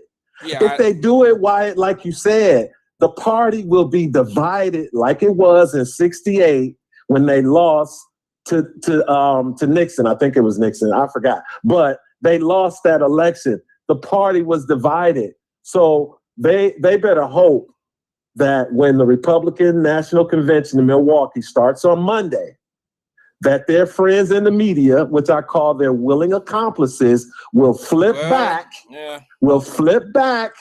and start covering Trump and the Republican Party and stop talking about Sleepy Joe. Let me ask you a question. I'm telling you, Wyatt, after this convention, all the ads are going to start hitting in the battleground states. Did you hear Joe say the other day that the campaign and shit ain't even started yet? And he said it after the debate. Wyatt, I've taught you better. How many times do I have to tell you? It doesn't matter what they say. It's how it's being spun. I understand, brother. The outcome is irrelevant. I got a question for you. You still hear people, oh, Joe Biden was great. Woo, I know. He was on his toes. He was the sharpest. Yeah, come on, Wyatt. I understand. That's what politics is about. I know, bro. Spinning a narrative, trying to get people to believe. But I'm telling you, Wyatt, because of you, young folks, and this social media and this instant fact check that we carry in our hand, bro. That phone. It's not looking good. I'm just saying we don't know what's going to happen, but it's just not looking good for the Democrat Party. I got a question for you. And it'll never be about their policy. I don't want to lose this question. I posed a bet to my audience, right? To all my family members here on Wyatt Live, $1,000 bet. I want to know maybe if you would want to take this bet against me or join me or something. I don't know. But I'm betting that you notice that the Democrats that are stepping out saying that Joe must go, or I don't know if they're aggressively saying it or whatever, but I notice it's all white men and white women. It's a 12 or 13 of them or whatever that are saying 17. It's up to 17. Okay, imagine that. But here's the thing. I bet you all of them are white still, aren't they? Yeah, they're all white. I know. Now, let me ask you, how long do you think after one black steps up and say he has to go, they all gonna step up and say it? Do you think what do you mean? All the Democrats or all the black Democrats? All the black Democrats. Because all the black Democrats gonna run lockstep. The Congressional Black Caucus has already been given their marching orders. Stay your ass in line. Exactly. You step out of line, you get no money. Wyatt, the entire House of Representatives is up for re-election. It's about money, Wyatt. I understand, those brother. 17. But why don't these folks who listen? Why don't the people who listen to Maxine Waters and all that old shit see this play that they doing, bro? Why aren't you up there really representing us and putting us in a better situation or whatever versus what's self-serving for yourself? I mean, come on, bro. Come on, man. I don't get this, bro. It was because 50 million people saw the media and the Democrat lie exposed about President Biden. Just a week before, they said something that Biden did on stage at a fundraiser held by George Clooney, who done turned. Right.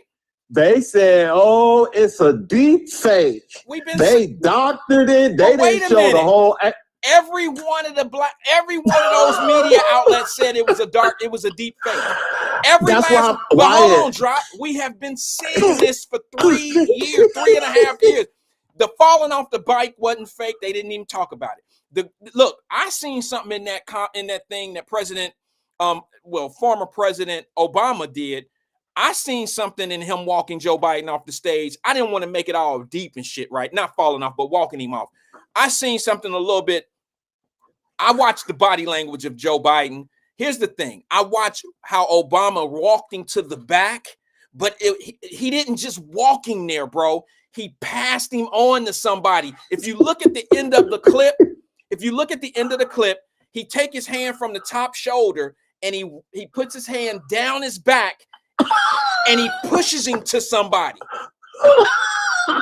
Listen, man, I'm not trying to make fun of it. I'm being honest with you, bro. I'm saying to you. Here's another one. Do you remember the Juneteenth celebration where Billy Porter that had the sparkly long dress? Yes. And they was all standing there rocking. Even the second husband, the one with Jungle Fever, that's married to Kamala on Black Y'all Harris. Yeah. And Joe Biden was standing there stiff. Yeah. Now reporters are saying, yeah, we saw it back then, but Man, come You on, see, bro. so again, Wyatt, come on, bro. I'm telling you, they've been seeing this is their reaction. Wait a minute, drop. I've been showing this shit on my show. I mean, you can't help but say, yeah, it's been on here. They ain't saying nothing that we haven't been covering. What have I been telling you why they do what they do when I talk about politicians? I'm telling you the reason they do it because they know most people do not keep up with politics. It's just the people who listen to talk radio. Like I told you a couple weeks ago, smart, informative, and information-seeking people listen to talk radio. But it's the rest, it's the other 85% who going about their day. But if it's something major that has to do with the president, people tune in. I gotta say something. 50 million saw the real Joe Biden. I gotta say something about that. I can't agree with that totally 100% when you say the smart, intelligent listen to talk radio, because I think and I'm on these podcasts, talk radio, the news, all that old shit. I can't say 100% of us are all smart, intellectual people, because wait a minute, hold on. Let me make my point. Because you got to understand that every fire needs some wood. All right. And I think that I'm sorry. Bro. I'm sorry. What I'm saying is I listen to some of the comments that callers call in, not just on my show, but all over. And they can't possibly function in life that way. I don't get it. They're firewood, bro. You can't tell me that everybody that watches or listens to talk radio are intelligent, up to the speed individuals, because they fall for the propaganda. That makes them firewood. Yes, it does. You can't tell me they smart. Why? People. I'm sorry, again, family. I'm probably the only one that'll say this shit on the air, but it's the truth. I know you humble and you got a lot of pride, but I'm telling you, this is how it works. They tune in for the host, okay? And it's the information that the host provides goes along with how they think. But see, the host also has to be likable, entertaining, to keep them engaged. So if the host takes calls, the callers are like 1% of the audience. But the callers like me, we call in to participate. I agree. Okay? And to validate you, the host, or argue with you. I don't like the arguing part, but okay. But again, like-minded people will disagree about something, even though we have the same line of thinking. So I'm getting ready to get up out of here. Okay, brother. And I'm just telling you, Wyatt, it doesn't matter what happens with Joe Biden between now and their convention in August. It's gonna matter with the delegates. Remember what they accused Trump of doing when he called Georgia, which that case is probably out, about the delegates and switching and all that. That's the position that the Democrats are in right now. The only way that Joe is going to move to the side is if those delegates pledge their delegates to another person. That's the only way you get rid of, and that's got to be said. I'm telling you why this is unprecedented because of one thing. What's that? It's the scary orange man, Donald John Trump, because he's not a politician. He will go down in American history, Wyatt. What this man has done over these last 15 years, not included his life in private and business entertainment. I'm just telling you, Donald John Trump, if he wins in those, Wyatt, I'm just saying, it's going to change a lot of things. I don't know what, but it could be a changing point in American politics. Okay. Well, here's a question. We just got to wait and see. Here's a question. Ed Dixon from Facebook says, he says, why didn't Trump answer any questions as it relates to policy in that debate? The one-sided, ridiculous ridicule got to go. He must not listen to talk radio in the city of Cincinnati. I don't know where you're from, Ed. I don't mean any disrespect, but I don't know if you listen to the radio station in the city of Cincinnati. It is definitely one-sided conversation about Donald Trump, not a lot about Joe Biden. And what we do here is we try to talk about the things that they don't talk about on the radio, because I'm in a region that don't really say much that won't criticize Joe Biden only speak highly of him. They don't even speak highly of him on the black radio station. They just talk down on the other guy. That doesn't say anything great about Joe Biden. So you're kind of getting the offset of what they do to Trump over on that station versus what I do is I try to make it some. I know I'm one-sided because I'm so busy trying to clean up aisle 7 of the bullshit that they talking about that I tend to make it seem like that I'm pro-Trump. It's not. I think Drop will tell you I'm not necessarily pro-Trump, but I am pro-truth, and I don't like a bunch of bullshit. But the truth that, okay, he said this, y'all avoiding the truth, those that support Trump. Tell us why we should vote Trump. Somebody, okay, wait a minute, hold on, let me finish. Okay, I thought you was done. No, tell us why we should vote Trump. Somebody on this platform, please answer. Here it is. We're not necessarily trying to tell you to vote Trump. I ain't never told nobody to vote for Trump. I ain't never told anybody to vote for Biden. But if you're going to just listen to a radio station or other platforms that's going to talk bad about one guy and not talk about the other guy at all, that makes no sense to me. And the guy that you don't talk about, I got way more content on him than I do the Trump guy. And if nobody wants to bring it up and talk about it, then shit, I'll share it. I'll share it on my show. Let me ask you this, Ed. When Trump, see, here's the thing. If Trump was never president, I would I could say some things like, well, yeah, maybe he will be a bad president if he gets in office. Maybe he will mess up the economy. Maybe he'll do the things that y'all say he gonna do. Maybe he will be that bad. But here's the difference. He's been president before. And if you compare how I was living back then and you compare don't how say I'm that living part now, out loud, Wyatt. Well, no, don't say that like that. What am I saying that's wrong? It's not pro-Trump. It's because just the way the Democrats are campaigning, they're campaigning as if it's 2016 again, not 2020. They're going back to 2016. Except they're not talking about Russia. But again, Wyatt, Ed Dixon sounds like he got the courage to pick up the phone. He Wyatt. got the call. You want me to chomp him in? Oh, hell yeah. I'm ready to hang up right now. Uh-oh, hold on. I hope I didn't disconnect you guys. Can you guys hear me? Hello? Uh-oh, wait a minute. Hold on. I didn't lose you guys, did I?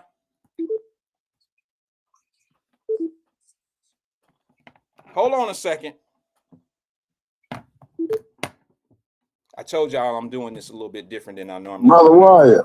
Yes, hold on one second, brother. There we go. My phone lines are a little messed up. Can you hear me? Brother Wyatt. Yes, can you hear me? Drop, did you? Yeah, I can hear you. I think Drop fell off. I might have hung up on him by accident. Drop, are you still there? Hey, bro. Nah, he fell off. Ed, is this Ed? Brother Wyatt, this is Ed Dixon. Hey, Ed, what's going on? What's good with you, brother? How you feeling, my brother? Hey, Brother Wyatt. I'm here. Let me say this first, brother. I watch you every day. Appreciate it. So here's my question, man. You know, I'm an independent voter. Okay. So I guess I got a question that says, you know, why is it that, you know, people are continuously talking about how Biden fumbling things and stuff like that, but when these moderators was asking the candidate Trump what he would do in regards to Social Security and in regards to women's right to choose and about this Project 2025 situation, why is he avoiding the answer on those things, man? Was that, Ed, let me ask you something. Are you referencing the debate? Or are you just saying in general in the media? First the debate. First the debate. Okay. Let's go to the debate first. Okay. Okay. I don't think Project 2025 came up. I don't think that was a posed question for him. Okay. Second, women's rights. If I'm not mistaken, I've watched some news medias, including CNN, that said that in the subject of women's rights, that Trump did a really good job of defending his position on women's rights. I'm not saying that his way. But what woman in America agree with that, Brother Wyatt? What woman, black, white, or indifferent? What American woman that you see today agree that Trump did a good job of reproductive rights? Okay. That ain't true, man. Well, that's not true. You want me to answer it? Yes, sir. Pro-life women think what he said is true. All right, now that don't mean you and I have to agree with. No, I mean, would you disagree or agree with that? No, I don't disagree with you there at all. Well, you asked me what woman on earth or what woman in America would agree with what he said. I think it's very few, though, Brother Wyatt. That as it relates to a man, whether it be me, you, or any other man, man. But hold on, Rob. The majority of women in America feel that we have nothing to do with deciding what goes on with their bodies, man. Maybe so. We can't even relate. Maybe so. And being a man, I feel very uncomfortable having them type of conversations. I had it with my daughters just yesterday, but they needed a conversation. My daughters and I sat down yesterday. Well, we talked, yesterday, and we were talking about what's the Republicans' position on abortion. And they feel like the Republicans just don't want women to have the right to choose, period. And I'm like, where did you, and that's how you feel, right? Yes, sir. Okay, but that's not what Trump said in the debate. What did you hear him say? That's what regardless of the lies that Trump continues to tell. No, brother, hold on. That's what the Supreme Court is pretty much putting down to say a woman don't have those rights at this point, That's not what they did. That's not what they did. Roe versus. That's exactly the direction they're going, and I think it'll get a little deeper if it's a red wave in the House and Senate. On top of Trump being the president, oh yeah, it's gonna be a total ban on this thing. Let me say this to you, bro. I'm a firm believer. I love these type of conversations. I'm a firm believer that politics is not handled at a federal level. I think we give federal levels too much credit. That's just me. I agree. I agree there, and that's what we need to be really, enlightening our people, man. If we gonna enlighten our people, the hell with the Trump and Biden shit. Exactly. Let's look at who supports Ohio, who supports Florida, where you reside and stuff, from time to time. Them the people that really matter, man. Yes. I mean, the president level can't do as much damage as that House and Senate is gonna do if we allow it to be a wave in either direction. I'm not saying let it all be blue or all be a red wave. It has to be a middle ground. It has to be balanced there. That's why we have to have a balanced thing so that there's checks and balances. And when you say it like I must not listen to talk radio and Cincinnati, I do, brother. But then I listen to Lincoln Ware and them, Donald Trump, and then I listen to Bill Cunningham and them shit on Biden. So all of that shit be one-sided. But hold on, the 700, right? That's the 700 radio station, right? That's not a black-owned radio station, and they don't really cater to the black folks in Cincinnati. That's not their audience. And whether it be black or white, I mean, like Lincoln Ware, he should be catering not only to blacks, he should be catering to all people, man. This shit is deeper than anything racial, man. I agree. If this shit go one side or the other, America will be destroyed. I agree, and I couldn't agree with you even more. But I have to be realistic and say that the majority of Lincoln Ware's clients or customers or listeners are going to be black, and he speaks to the speaks to the black community. And how I prove that, Ed, and I think you'll be able to ride with this, brother, because we're on the same page on this. If you look at how when AFTAB and the mayor and city council members and the police chief, any city officials, they fucking the city up. When they come in and get the black vote, hold on, Ed, and fuck over the black people. Every time every time they come talk to Lincoln Ware, who are they primarily talking to? Who do they cater to in their conversations? It's usually the blacks. Exactly. You're right, brother. Exactly. So they know who they talking to, and so does the radio. So when you send in all these messages, a one-sided message, you're basically catering to one side of the city, and you basically trying to set the tone and set the narrative of what you want it to be. And there's only one of us in this city that's getting paid to tell what we say.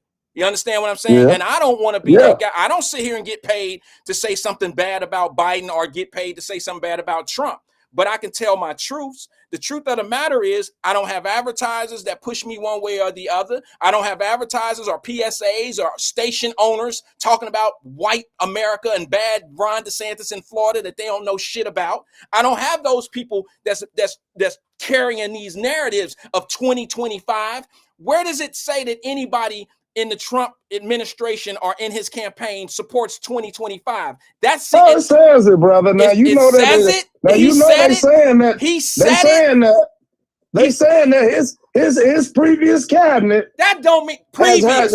His previous cabinet are the ones that are drafting this 2025 thing. They said 80% of his previous cabinet are the ones that have drafted this whole Project 2025 thing. See, I'm deep into this, listening to this politics thing. Deep in because, listening. like I said, I'm an independent. You can't convince me either way. You know what I mean? I hear you. So I listen to both sides, and I'm trying to. This fucking document is so long that there's no way for you to. They do it so long so that it will distract us and we won't read it all. But yeah, they said that Trump people is the ones that's drafted that, man. And if it come to fruition, whether you a black Republican, a Democrat, independent, whatever, as far as a black folk go, you know, we have to look on that bill because I read it. That Voting Right Act, it's in there. It's in there, brother. What makes this? So none of our opinions will mean anything no more if that Project 2025 come to pass. This Project 2025 is a talking point for them, bro. It is a talking point being used as a tool right now. That's why they said what they said on BET. They carrying it. They're carrying that as a tool, as a whooping stick for our people. They want you to believe that if this man get in office, this 2025 thing is going to be something and it's going to be against black folks. I promise you. I can't listen. That's just my opinion. So you don't think that exists, Wyatt, is what you're telling me? No, I'm not saying that it doesn't exist. I'm saying it won't come into fruition. That's what I'm telling you. I'm telling you that the KKK got books and shit that they write all the time about how they want things to be. That don't necessarily mean it's going to be that way. You got black people right now. You got to, okay, let me ask you something. When the election came up, when they were coming up, when they were talking to Ice Cube and some of the other black leaders during the election, what was the one thing that Ice Cube had? It was the black contract, right?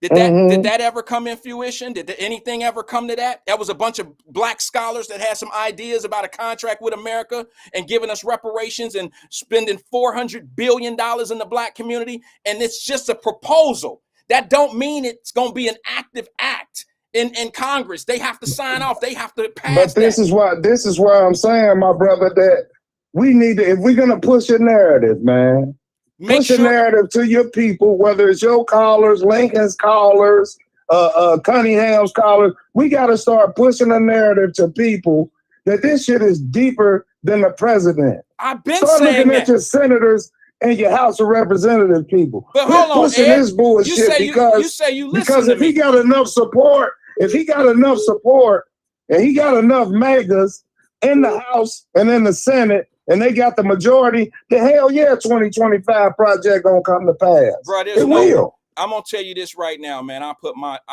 rep, whatever my rep is to some of these people out here. I just don't see that happening. Okay, it's just like the people out in San Francisco getting rocked to sleep. Do you know the caller that called Lincoln Ware all the time, talking about sign this bill, sign this so we can get this passed, and it's on the reparations? I don't know the brother's name, but he lost. All right, he lost in the sauce. They got them out there rocking and rolling and getting them on them ballots and getting them voting and all this old bullshit, because what they doing is they trying to act like some project, whatever number it is, House Bill such and such, is about to pass so black folks out there can get reparations. These are things that keep you on life support, on tricks and politics and politricks and all that shit. Man, black people ought to know better than that shit. They're just like, no insult to to my people. You know what I mean? But a lot of poor ass black people that saying, "Oh, I support Trump," that's because they think they finna get another check. It ain't gonna fucking happen, man. It's not gonna happen. I don't think that there's any black. Nobody's saying why I support Trump. Nobody's saying why I'm supporting Biden. Nobody can give you a real reason, man. Really? Yeah. Nobody will give you that. But wait a minute. Based on your logic, Ed, and how you're arguing from the 2025, that's the reason not to vote for that's Trump. Exactly why I wouldn't vote for Trump. Okay. I can give that to be my reason. Okay, so if you don't really know that to be an accurate, if it's just a hypothetical at this point, because that's truly what it is. If we want to get down to the nitty gritty, it's truly an hypothetical. So you're going to base your vote off of a hypothetical. If this happens, I'm going to do this. If you go in and Google it, it's a whole bunch of dialogue about it. So now let me ask you. I don't think that it's just a hypothetical. No, it is a hypothetical, bro, because it has no legs. It's just writing on papers. Right? It's 920 pages of writing. It has no legs. It's a talking point for people right now. That's what it is. But now let me ask you this though, bro. Mm-hmm. When you look at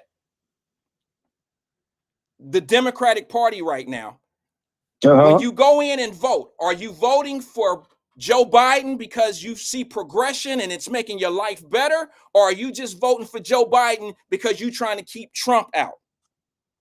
You know what? To me, Wyatt, as a black man in America, I'm one of them, if I don't work, I don't eat type of man. You know what I mean? Yeah, I know that. To me,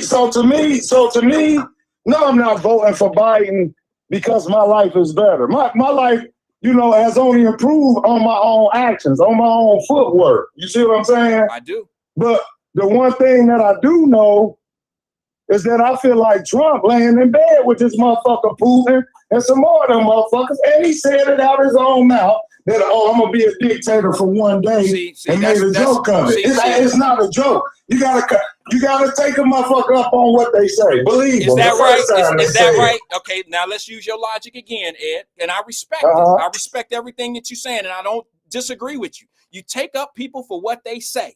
Have you heard the shit that Joe Biden says about black people? Have you heard the disrespect? Oh, hell yeah. Okay, I told you that. So here's I'm an independent brother, but here's my thing, man. I hear you, but I'm just saying, I hear more disrespect. I remember the crime bill and all that shit. Okay. I remember Joe Biden not wanting his kids to go to school with black kids and this and that. But I think this one is just a little bit deeper. 2024 is just going to be a little bit deeper because the Supreme Court, which is supposed to be an independent entity, right, has now become politicized. It's politicized, Well, man. let me say something to you about that, Ed. You're right, okay? But it ain't nothing new. So for some odd reason, the Democratic Party have all their constituents, they have all their members, all their voters, always thinking some conspiracy shit is going on when it's always been in place in the first place. Well, that's the same thing no matter the people thinking. It's conspiracy, though. Same shit. Why? We can call that shit, you call it tomato or tomato, man. The thing is for our people to do their research. The Trump supporters say the same thing. Oh, it's a conspiracy. Oh, it's a conspiracy that he brought up on all them charges. Nah, brother, if I go out and sell a kid dope, man, and get caught with that motherfucker, it ain't no conspiracy that the jury found me guilty. I had the kid dope, man. Okay. All right. Trump put himself on that, man. He did. Well, Ed, here's the thing. That's not a conspiracy. Hey, Ed, you know what? Where you from? You in Cincinnati, bro? Oh, yes, sir. Yes, sir. Okay, I wasn't sure. West End, brother. West End, Avenue. All right, well, let me just say this to you, bro. You sound like we're around the same age, all right? But let me just say this to you. We grew up knowing that cases was put on us left and right? We knew that when we go down fucking with that court system, it wasn't always fair. We always knew that we can get 15 counts or 12 counts on some shit, on some bullshit. They just gonna run the counts up on us, right? And exactly. We always known how it's easy to get not only charged, but it's easy to get indicted, right? Yeah. And now how many times have we heard that somebody put us in front of a jury of our peers?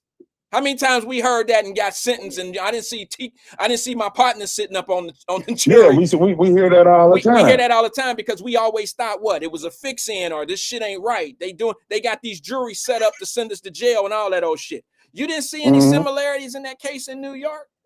You didn't see that same run out that we've been screaming about for 40 and 50 years in our communities? You didn't see that same thing, that there was a political... You know what, but you know what, brother? No, if it was some salt in the game, then yeah, I could go with your argument. But goddamn it, if I did it, Wyatt, and I knew I was wrong, and I know I did, I know I was messing with this girl, and I tried to pay it off or whatever to keep it on the hustle. If I know I did it, nobody said I'm just hoping that my last... Hold on, bro. He never said he didn't pay her off. Nobody said that he didn't do what they said he did. He said in that debate he didn't even sleep with her. Well, you remember that? Bro, listen. Yeah, I remember that. Maybe he did, maybe he didn't. I don't know. But that wasn't the charge if you slept with her. The charge wasn't if you had sex with this porn star and all that. The charge was, what funds did you use to pay her off? That's what it was. Nobody, y'all caught up. See, y'all so much into this he lie shit. It's like a woman, bro. Look, Ed, let's have this fella. Everybody get off. Ed, let's have this man to man real fast. If you ever in your life dealt with a woman and you cheated on her, she ain't gonna never believe another fucking word that come out your mouth, right? You damn right. That's what the Democrats are when they learn about this Trump dude. They treat Trump just like a scorned woman that's been cheated on. Every time that man say something, if he say his name is Donald Trump, they be like, you sure? Nah, that motherfucker lying. Everything he say is a lie. And you know how it is when you in those situations. We all done been through some shit in our life where somebody don't trust you anymore, or somebody did something to somebody, right, Ed? Or somebody did something to you, and every time they come in your face, you can't trust them. And if somebody now let me ask you this, Ed, has anybody now this, like, let's be honest, bro, like if not, I can accept that you didn't fall for this shit, okay? Maybe you did, maybe you didn't. I have before. Have you ever fell for something that somebody else told you about somebody and you treat them people as if that shit, they did it to you? Maybe one of your friends or somebody told you something bad about somebody. Oh, definitely. Yeah, that happens a lot. And I was wrong, too. And I was wrong. Exactly. It happens a lot. When somebody convinces you of something of someone else, it's very easy for you to start believing, you know what I'm saying, and treating people the way somebody then taught you how to treat that other person. And it happens a lot, bro. And that's why you don't believe certain things when it's said to you in broad daylight, because we've been convinced that everything that man say, everything, and it'd be the same shit that happened to us sometimes.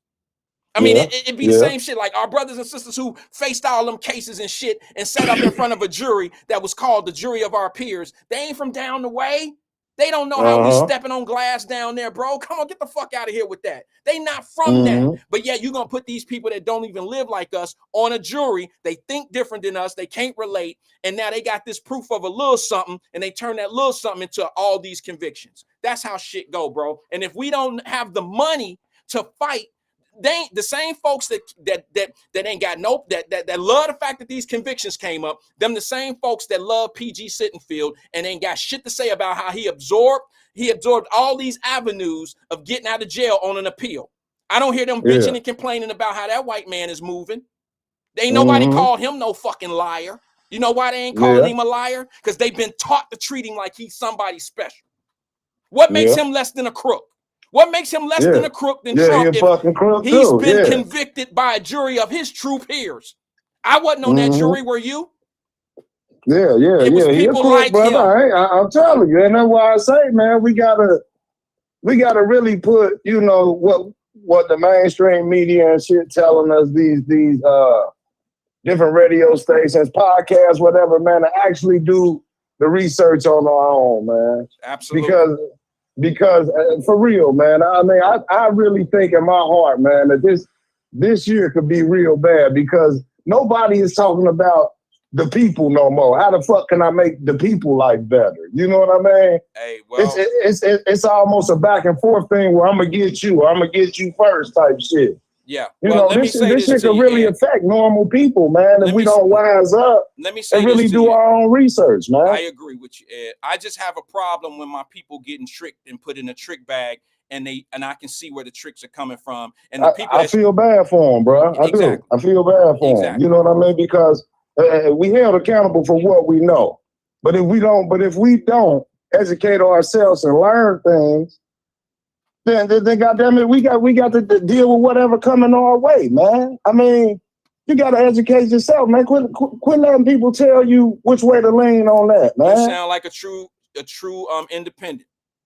That's me, man. So do I think Biden is a little old and fucked up? And yeah, but I also think that Trump may be detrimental because he's seeking revenge on who? On what they did to him, on what these people did to him, whether they were right or wrong.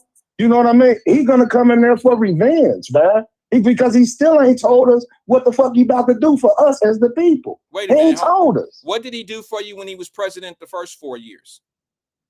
Not a damn thing for us, because like I told you, if Biden, I move my feet on, ain't none of them did enough for me as a black man in America. But only one of them got an argument of not to vote for the other guy.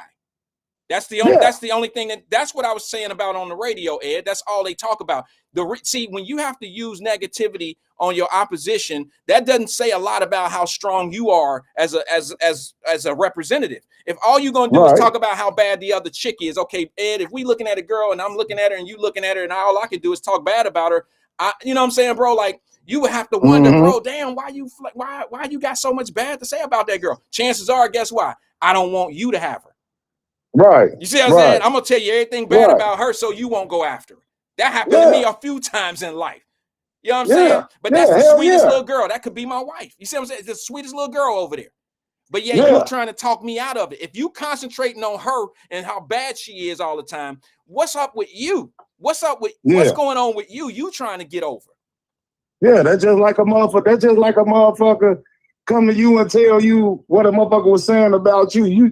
Once you educate yourself, you start to think, well, motherfucker, what was you saying? Exactly. You see what I'm saying? You was engaging in a conversation. What did you say? Don't come and tell me shit about what that person was saying, and you ain't tell me what you said. You know what I mean? I understand. So it's all about us educating ourselves, man. You know, don't allow nobody to let you lean either way, man. I wish it was somebody else in there that we could vote for besides these two. But these third parties, man, that they got down the ballot, you know, Brother Cornel West and them, man, you know, they know they can't win, man. But we do. We need a better choice, man, between the Biden and the Trump thing.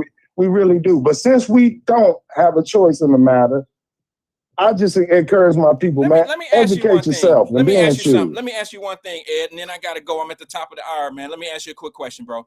Why don't they just move Joe Biden out of the way and let the sister go on? Why don't they just let Vice President Harris go ahead and take over? Brother Wyatt, man, you know why, man? Because in my lifetime, if America can help it, it'll never be another fucking black in there. Now, it may happen in our kids' lifetime, but in me and your lifetime, it ain't gonna fucking happen. That's why. You know, I don't know, man, but the truth of the matter is I remember the talks of there would never be a black man as the president. So I don't know if I don't believe that the reason why they don't well, maybe you're right. Maybe they don't. And guess what? After that black man, that's why they put the extremists like Trump in there. I don't know. Because they hated the fact that his black ass got in there. So they had to go to the extreme other side. Let me say something to you. Obama would have smashed Trump if he went up against Trump. If it was Obama versus Trump instead of Hillary Clinton, Obama would have smashed Trump. It would have been a real close race. Okay, it would have been I think he would have won that race.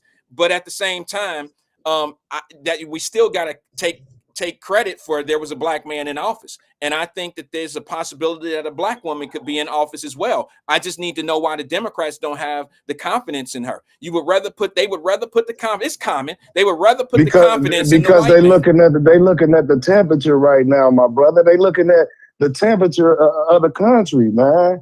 And they feel like, you know, with all the stuff that's going on, all the stuff that they threw up with Trump, right? With the Charlottesville situation and the insurrectionists and how they were saying that these people was, you know, and these neo-Nazis and all this different thing. But that would be a horrible thing to do right now, try to put a black in the midst of this thing because the temperature too hot, man. They really feel like they don't have a fighting chance now. Now 2028, they could put a black right up there and it'll be up for grabs, man. But right now they feel like, nah, we can't do that because everything right now is one, either racial or it's a class thing, you know, rich, the have and the have nots type of deal. I understand. They don't want it. They don't want it right now. I think Kamala could beat Trump. For real. I mean, if you're talking about intelligence and intellect, she could smash this motherfucker, but they ain't gonna do it because they feel like, nah, you know what I mean? The way this racial thing going, man, they mess around and lose by a landslide if they put a black up there. That's why they've been bringing up Gavin Newsom and the girl from Michigan and stuff, man. They don't want to put that black lady in there, even though she's fit for the job right now, to take on a job right now. If you like what Biden been doing, then Kamala's going to come in and have that same agenda and maybe even improve it. You know what I mean? I understand. But they don't want her. They don't want to be, and it's only because of her complexion, man. Who are they? The Democrats. Oh, okay. You know, I don't know why people think it's just a Republican racial thing. So it the ain't, man. the same party that the black folks put 90% clip in. We don't have enough confidence in a black candidate to feel like that she can go get us a touchdown. She can't get over the goalpost. Now, what does that say about the party? And as soon as we realize what does that say about the party that you put your faith in, or you vote for, or you put your eggs in? What does that say? That's that motherfucker. That's that friend that you better keep a close eye on because they'll stick that knife in your fucking back. All right. That's what it say about that party. All right. Well, I tell you. In my opinion. Okay. All right, Ed. Hey, it's been real, man. I appreciate you, brother. Hey, salute, brother. Same keep doing what you doing. I appreciate you, brother. Thanks, man. Yes, sir. Later. Yeah. That was Ed from down the way. I know he don't live down the way now, but we always down the way people. Shit. You grow up downtown, you from down the way. I don't give a damn if you spent 1 week. If you grew up in Lincoln Courts or Law Homes or some shit like that, and y'all moved that next summer and your ass, they took you out in a stroller, you from down the way. It's where you're born. It's where you took your first breath. It's where you skin your knees. That's where you from. That's where you from. I appreciate him calling in. I love to hear new callers. It's always fresh to hear new people, and nothing wrong with that. Let's go to the phone lines before we get out of here. I got to get up out of here in a second. Good afternoon, caller. This is Wyatt. Who am I talking to? What's up, Wyatt? This is Ron. Ron, what's good, man? Man, listen, boy, I was having a fit when y'all was talking, especially when you was talking to who was that? Drop? You was just talking to. Man, Ed or Drop? Yeah, Ed. Ed, okay. But, first of all, Kamala got picked because she was Indian, half Indian. No, she was picked because she was black. That's why they didn't pick that black girl from Georgia. Now, they wanted to establish a relationship with India because India was starting to establish a relationship with Russia. Now we got BRICS. So I digress. Okay. But, I mean, do we have BRICS? Or you mean there's an existence of BRICS? No, we don't. Well, you mean there's an existence of BRICS? Yeah. Okay. That's the existence of BRICS. I just said that, Ron. I'm sorry to cut you, bro. I'm gonna let you finish. I only said that for the audience because when you say now we got BRICS, when you hear that, people will think that BRICS belongs to us as Americans, but that's not what it is. Yeah. Go ahead. But it's a trick because America does not deal in what you see. They deal in what you don't see. And what I'm saying, and I'm glad, AK is on there and Davis Denise, because, a lot of people heard me say and saw me say, beware the distractions. Beware the distractions. Now, I want to ask you a question. Okay. Now, we know what Biden has done up until now. We know all the issues. And some people, they see the issue, but they ignore the issue. But all the issues are still the same. The migration issue, the inflation issue, and all of it. That's not the same, though, Ron. We didn't have that problem like it is now until he got in office. No.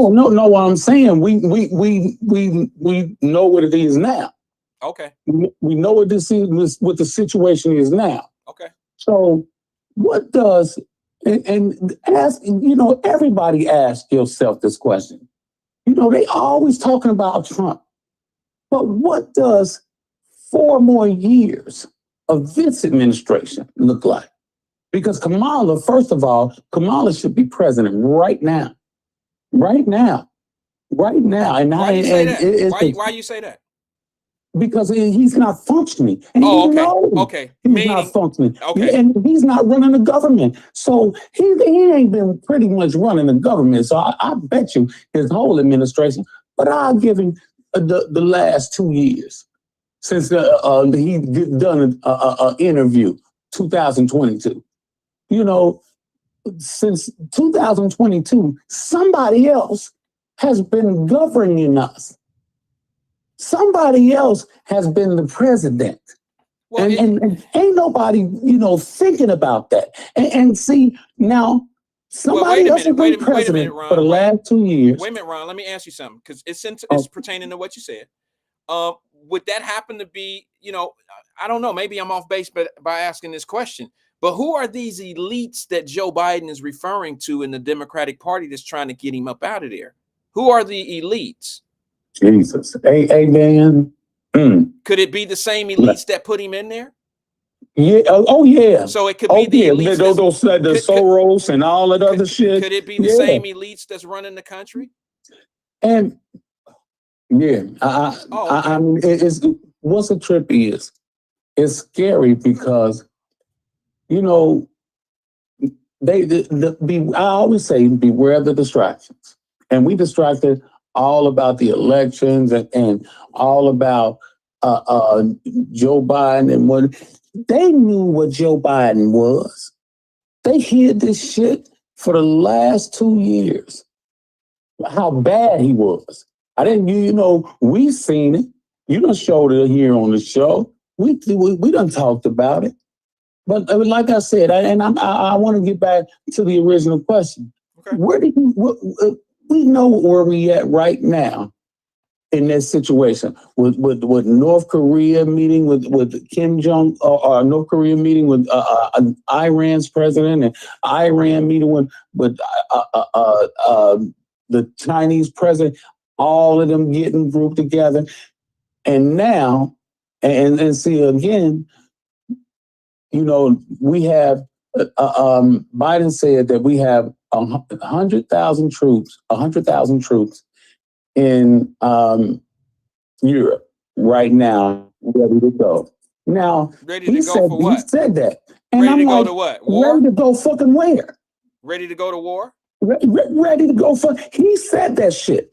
And I'm like, ready to go where? Ready to go where? Now, beware of the distractions, because these motherfuckers, this is the reason why I am voting for Trump. He is not an establishment guy. Hopefully, he can shut some of this shit down. Some of it. But Trump talking about taking, getting rounding illegal migrants up and deporting him. What the fuck is that going to look like? Well, it's going to look like a dictator. It's going to look like exactly what they're setting the tone for it to look like. That's exactly. They gonna give it. They couldn't get him out of the election, and they gonna do exactly what they did on January 6th. They gonna give him what the fuck he was waiting for. Now he gonna be president, but again, we have to make a plan. Well, my question is this. I want to hear all the people who are talking about we're going to be back in chains. We're going to be in this 2020. Hold up. Let me hear this, because then you're going to say something about it. I promise you. Yeah. All the people that saying we're going to be in chains again and the world is going to end for black folks in America the way we know it, and how things going to change. You hear all the panicking that's going on, right, Ron? You hear that. I want to know if those people if Trump wins, are you willing to commit? Because, like, you know, other countries do welcome Americans. I mean, Americans aren't like banned from other, you know, continents and things of that nature. Are you willing to pick up it from this great country of America, since Trump about to turn it upside down? Are you willing to go somewhere else? Or, I mean, we always talking about, I hate my city, I can't wait to go, I'm about to move. We always say that. Are you willing to get up and go? You know, Europe will accept you. Spain will accept you. Canada will accept you, especially Canada. Canada will, I mean, Mexico. Are you willing to pack up your shit? Because if Trump wins, it's just going to be the death of Black America. Are they willing to leave, Ron? Are you asking me personally? Not you. I'm saying, are the people that complain about if Trump wins, it's going to be a terror. No, ain't no. First of all, the motherfuckers that got some money to leave about of the United States, they done already fucking left. This shit, they done already fucking left. And the ones that ain't left, because it's only because they got a house here and somewhere else. You know, I mean, and it's people that want to stay in the United States. But, you know, the thing about it is, it don't make no motherfucking difference. Because, again, you know, I'm going to ask you again, what does that, and I want to get back to what Trump is doing, but what does that look like in a Trump or an Biden administration going forward? What does that look like with all of our enemies and our foreign policy fucked up? Because you know the foreign policy is fucked up. And somebody said something about Joe Biden's foreign policy being solid today. And I'm just like, that's crazy. Where do we go from here? If the Democrats get what they want, knowing that somebody else is running the country.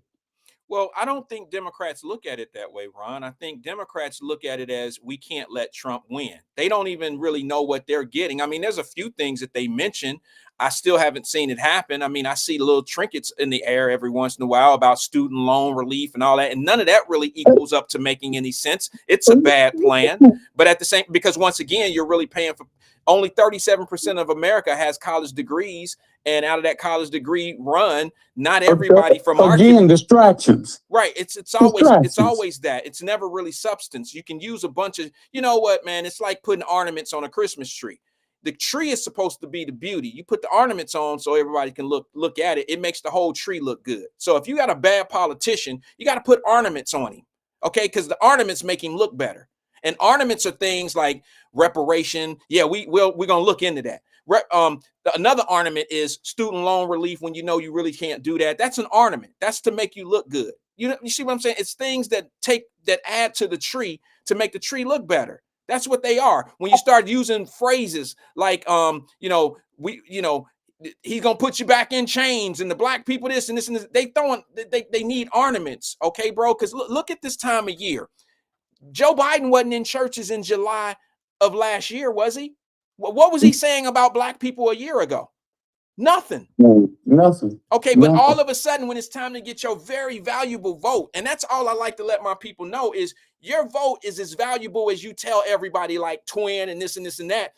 If your vote is so valuable, and I don't mean this in a nasty kind of way, y'all get on Ron, y'all get on Twin, y'all get on these people for whatever they views are politically and how value. You tell, what is it, Twin? Y'all, they tell Twin he's stupid because he don't want to vote. They tell him how valuable his vote is and this and this and that. I don't see him screaming about how you wasting your vote. They say that he's wasting his vote by not voting or voting the way he wants to vote or whatever. That's his prerogative. But, you know, you don't have the same value for your vote that Twin has. And let me explain to you why. Let me make this make sense to you. If you valued your vote as much as you trying to convince Twin to value his vote, you know what you would do? You would ask for more than what you've been getting for your vote. But for some odd reason, you never ask for more than the little bit that you never get. You never ask for more. You always settle and stay where you are and wait for the next situation to happen so you can deflect it at. The truth of the matter is, this time of year, every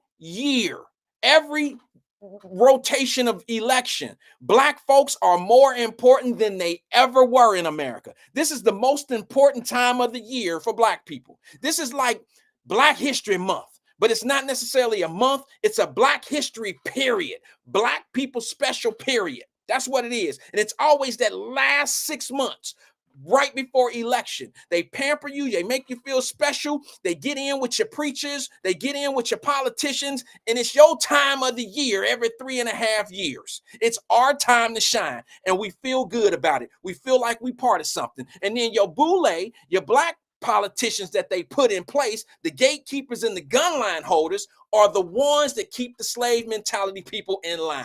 Look, we get out and vote. You see, Diddy ain't nowhere to be found. He was won for many, many elections, all the way back to Hillary Clinton. Vote or die. Where's that bullshit at? Then they used Cardi B during Jim Biden's election time. Now they using Taraji P. Henson and the BET network that is not even Black owned. See, we fall for shit like this all the time, but when you actually want something for your vote, they convince you that what you're getting for your vote is a non-Donald Trump. They have convinced you that instead of us giving you something for real, we're going to give you something for real. We're going to put you in a winning situation.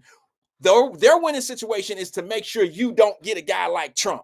That's what they have to offer you, is not that guy.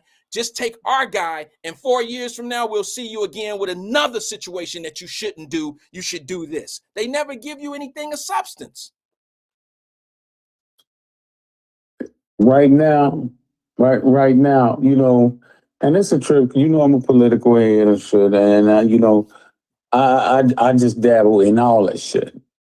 But you know, I've seen some things and read some things, and I'm just sitting here, my face is in my hands. That you know, people just not looking at, and you know. We all talking about, you know, like you said, you know, they gonna put us back in chains and all of that, all this other bullshit. You know, motherfuckers better sit and go outside and look to their motherfucking left and look to their motherfucking right, look forward and see that them motherfuckers, y'all gonna have to depend on them. Y'all gonna have to depend on them. And it's a trick, you know.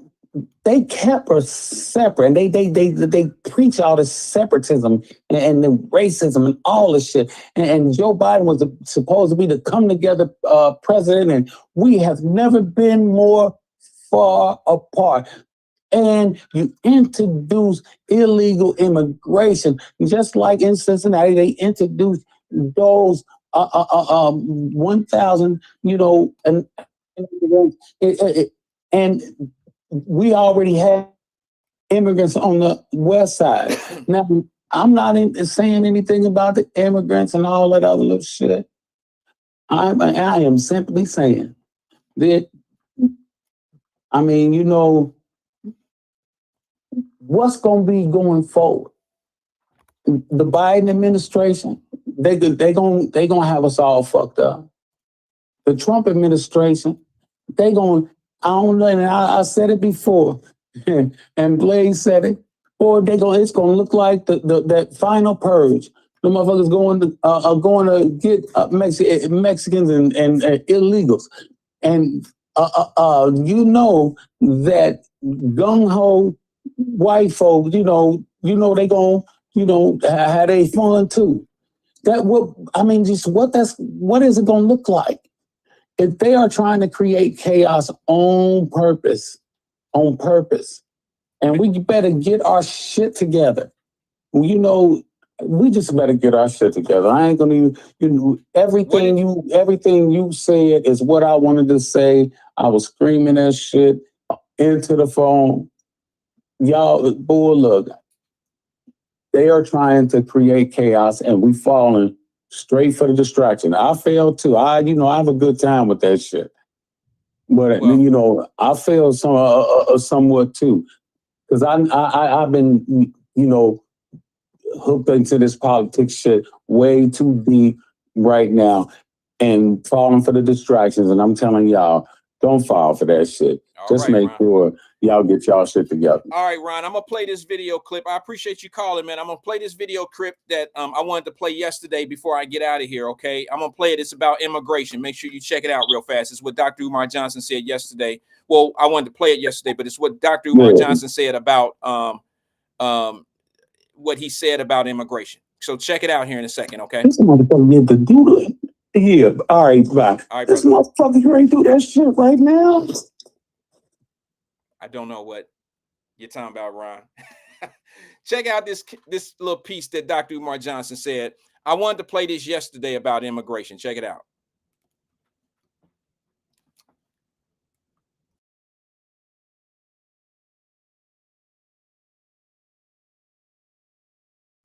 It's the quickest way to destroy the futures of black boys. I do not support school choice. It's a Republican scam. Now, let's go to the migrant issue. Yes, sir. Which everybody wants to label. Whenever you talk about what the black activists in Chicago are going through, or whenever you talk about what black people here in New York are complaining about, they'll say, that's MAGA messaging. How is it MAGA messaging? It's not MAGA messaging. Listen, the bottom line is when Joe Biden got elected, he said he wanted to fast track 4 million undocumented residents to full citizenship. Black people completely ignored it. I spoke on it. I said, do you know why he want to fast track 4 million? Because he know he's not going to do nothing for us. We ain't going to be motivated to vote for him November. So what he's going to do is have these migrants already set up with citizenship so they can replace the black vote that he loses.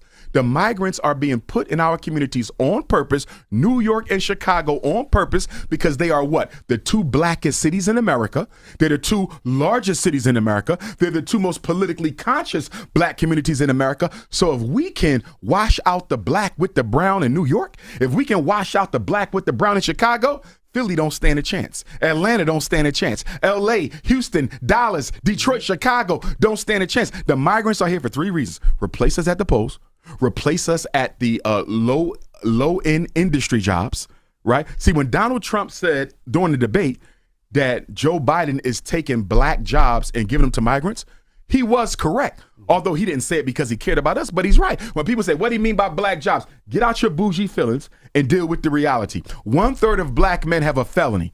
So there's a lot of jobs they will never qualify for. They are mostly what? Essential workers, warehouse, trucking, security. And a lot of those jobs are going to who? The migrants. So that's what he meant by black jobs. We got to stop being so sensitive and look at the reality of it. I was reading a report the other day. They said the Latinos taking over the construction jobs. They taking them over.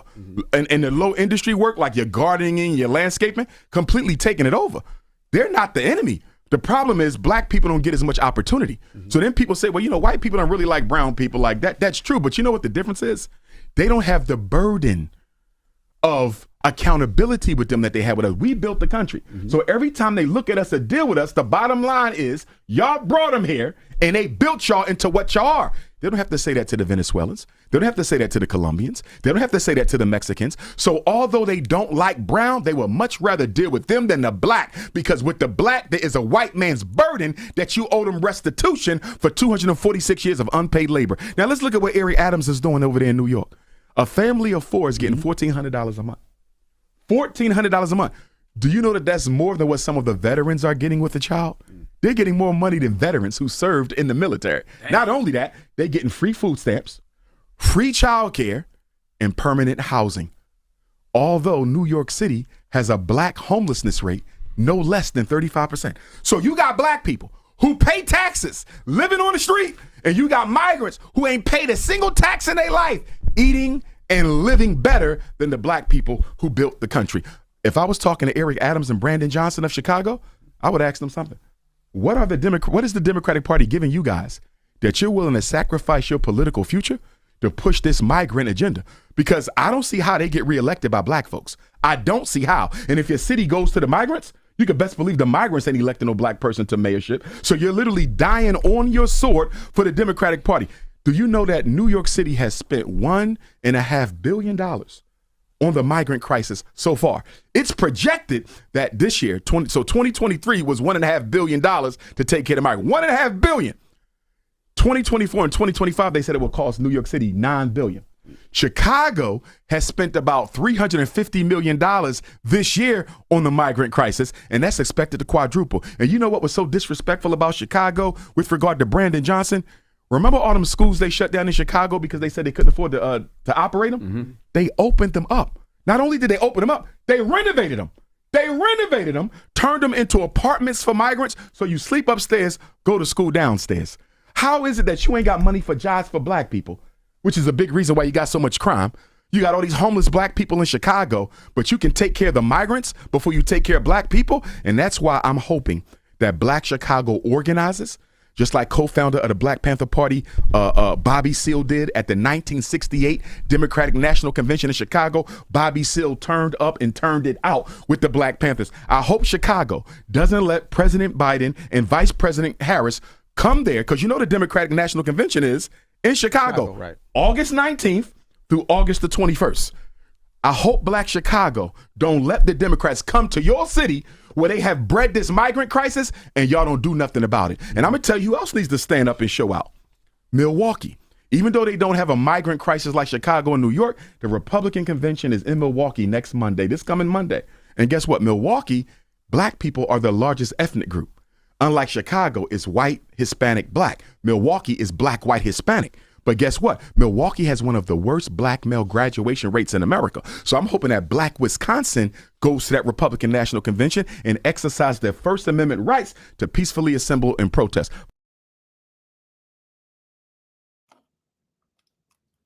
Protest what in Milwaukee? All the shit he just said was on point.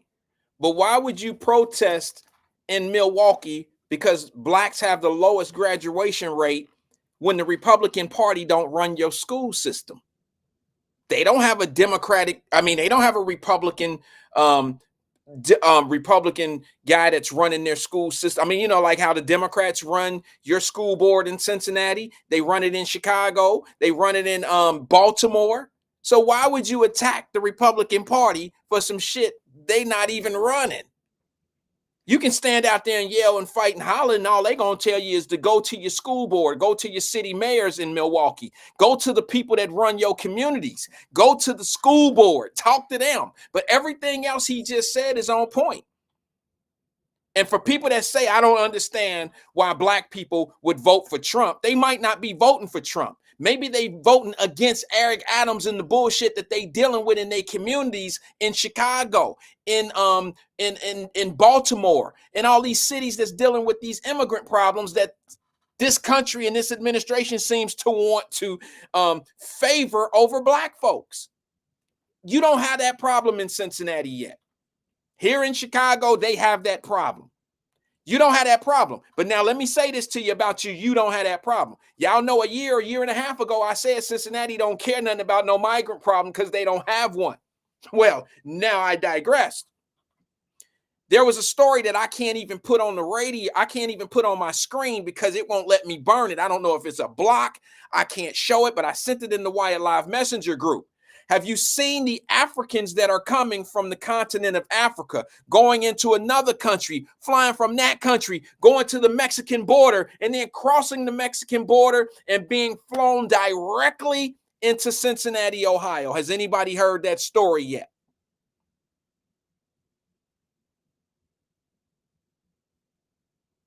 Yes, AK-47. Yes, Roz. Have y'all heard the story yet? My computer, something's going on where I can't even burn it and play it on.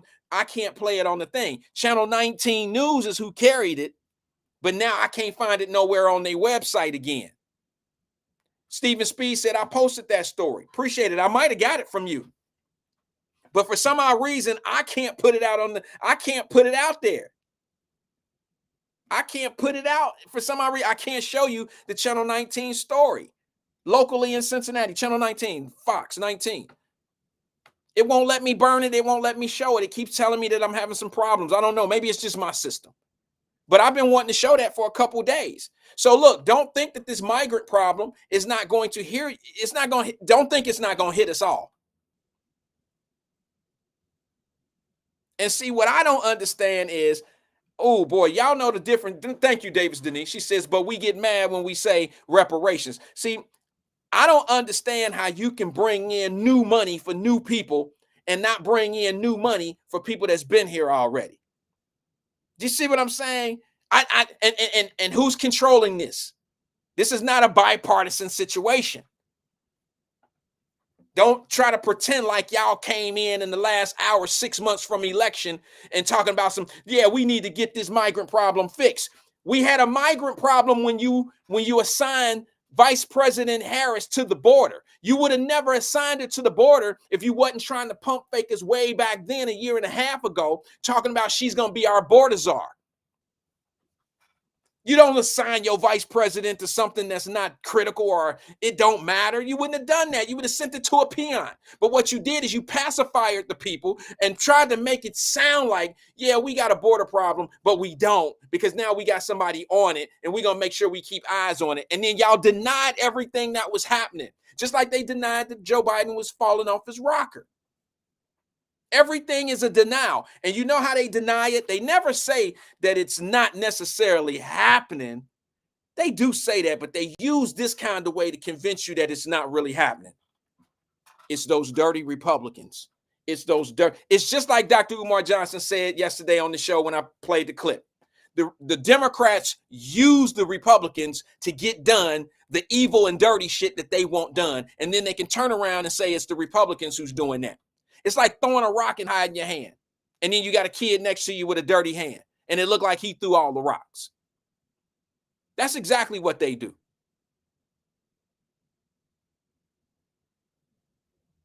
It's amazing to me. And for some odd reason, we get we're indoctrinated in hate that we believe anything that's hateful about somebody. We'll accept that over something that's good. And I don't understand it. I don't get it. I guess it's going to work itself out. I guess it'll work itself out. But if you're wondering why blacks might not vote, I ain't saying they're going to vote for Trump in Chicago here. But man, when I walk down, I'm going to go out tonight and I'm just going to ask some brothers. I'm going to be like, bro, who you know, I don't like asking people who they voting for, but I'll ask some shit like, how you like it here, bro? Is it, you know what I'm saying? How things going? I asked the guy at the cigar bar. I said, man, how's things? He was like, bro, I don't talk politics, man. I ain't about to get into that shit. I'm a business owner. You shouldn't have to have a threat that your business going to be shut down or people going to cancel you because you have a political thought. When he said that, I know who he voting for. If he would have said, if he was a Biden voter, he would have proudly said, yeah, you know, I don't fuck with Donald Trump.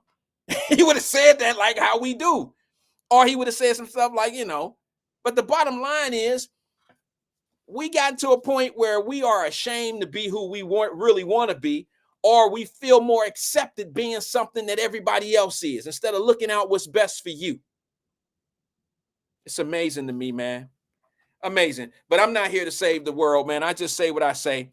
I just want to say this before I get up out of here, man. My time is up. Peace and love to everybody, man. Have a safe weekend. I'm going to the game tonight. I got a big weekend plan for myself. I'm just chilling, but I'm going to do some exploring, and I can't wait to.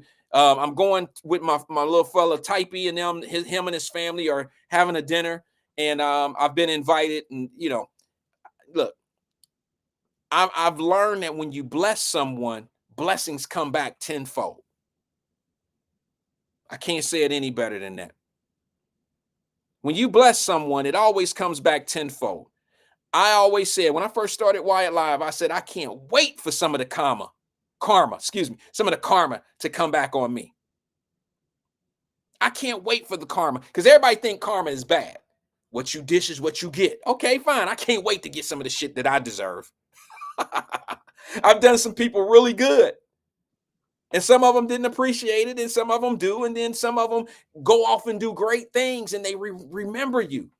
I love it. I love the fact, look, I love the fact that somebody could be set up in a position and they didn't work 5-10 years and they don't forget where that first blessing came from. I can't wait for my karma. My karma is watching a guy who was a kid with a dream, had a fire under his ass that nobody could put out, but he didn't have any backing. He didn't have anybody to support him, but he was going to do it anyway. He was going to do it anyway. I love people like that. Nothing was going to hold him back. We went to dinner one time. We sat down and it was like lunch. We went to lunch one time. He told me what his plan was. And he said, I don't know how I'm going to do it, but I'm going to get it done. 6 months later, we were ready. I told him, look, I'm going to be in Chicago. This was years ago. I'm going to be in Chicago, man. And, let's do lunch. 15, 16, maybe 16 years later, the kid has 4 stores now, Ty? 4 stores. One down here on Navy Pier that I'm going down here in a second to go check out. I'm super proud of you, Type. I know you watching right now. I'm super proud of you, brother. And you have a lovely family. And he's still with the little young lady that he was with when I first met him. And now they have a family. And it's just a beautiful thing to see.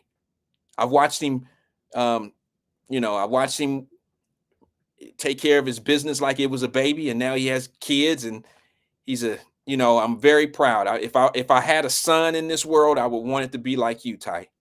I really would, brother. You're a good guy and well-deserved because you put the work in. So peace and love to you and your family, brother. And I'll see you in a little while.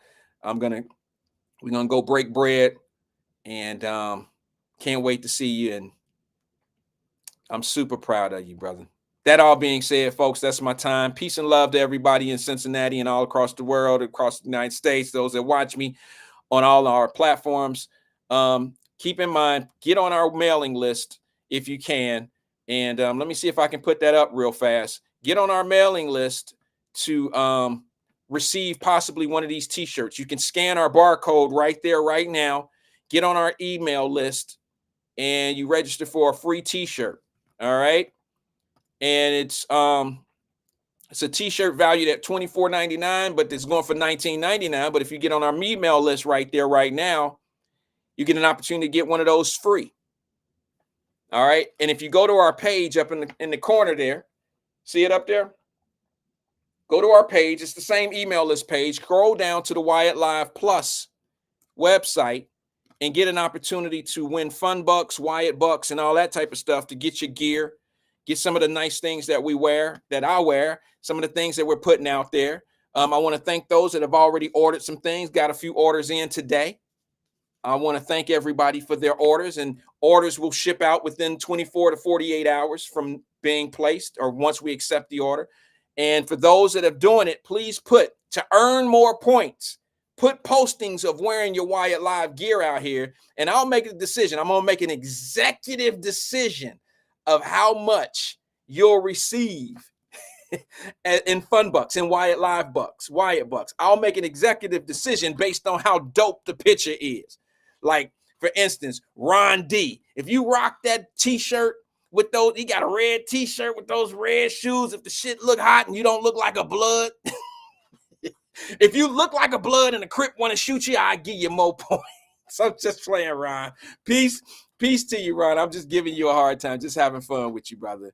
But yeah, scan our code right there on the front to get one of these really nice T-shirts. It's not a free T-shirt unless we pull your name. All right. But we got several different things on the go for you. That's the shirt right there. It's the classic, the Wyatt Live Classic.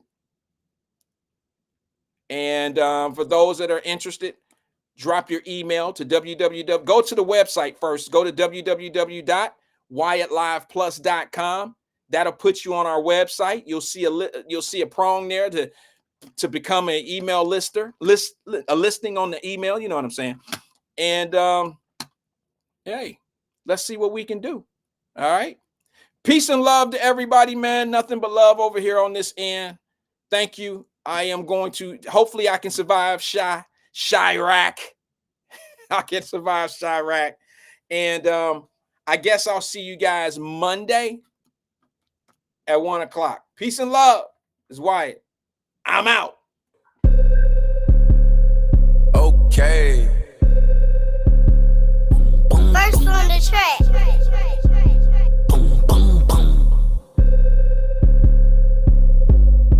I've be feeling like I don't be popping enough, I be humble. I'ma keep showing my I want it. Hang up the phone on that block the number. I told you don't play with me, and she be acting funny, probably thinking need it. I thought I was faithful, she say I'm a cheat. They thought I was taken, I'm ready to mingle. The is you saying, Lil? I do my little dancey dance. I fill up my pants with bands, quit playing, Lil. And I don't think the talk is cheap, cause now when they talk to me, they paying me. I probably say the word too much. I'm a real, I don't be giving them. Tommy Hilfiger fits with coming up. When you stay down like this, you rock Phineas. Okay. He broke his hip, put a boot on him. I hit the put out, put a move on him. He wanna be just like baby, for real on the low, trying to do what I do, don't. Yeah. Just so you prepared, I'ma let you know. They probably told you I'm scared, but I'm ready though. No. The industry can't take the hood out of me. About to go get some I'ma get 'em. They do it nasty. Pull up new whip and it's flashy. Gun on my hip and it's plastic. This the deluxe. I like her, but don't give a. I'm rough, I'm a daddy. That's how I live. She told me she wanna have kids. I told her don't know what that is. That ain't how we speak. I broke her heart in a piece. She probably gon' call Dr. Phil. I be feeling like I don't be popping enough. I be humping. I'ma keep showing my if I want it. Hang up the phone on that block the number. I told you don't play with me. And she be acting funny, probably think need it. I thought I was faithful, she say I'm a cheat. They thought I was taken, I'm ready to mingle. The is you saying, Lil? I always had a thing for ghetto with the Trinas. I'm known to set it off like Queen Latifah. You wanna make Billboard, come get a feature. You with baby Lil. Hot, number one song on the Billboard. He still got a Glock with him. You ain't gon' never see me hate on no. Think it's worth better. I'm tryna go shop with him. Yeah, what you need, Lil? We having the bags of gas and they moving fast. And you can imagine that on the way. My bro catch the pack like it's mad. Go, having my way with the act. Come on, on the floor with a mattress. They probably saying I'm not on y'all. I feel like, hey, are we talking about practice? I be feeling like I don't be popping enough. I be humble. I'ma keep showing my. I want. We talking about phone on like the number. I told you don't play with me. She be acting funny, probably thinking need it. I thought I was faithful, she say I'm a cheat. They thought I was taken, I'm ready to mingle. The is you saying, Lil? Okay. First on the track.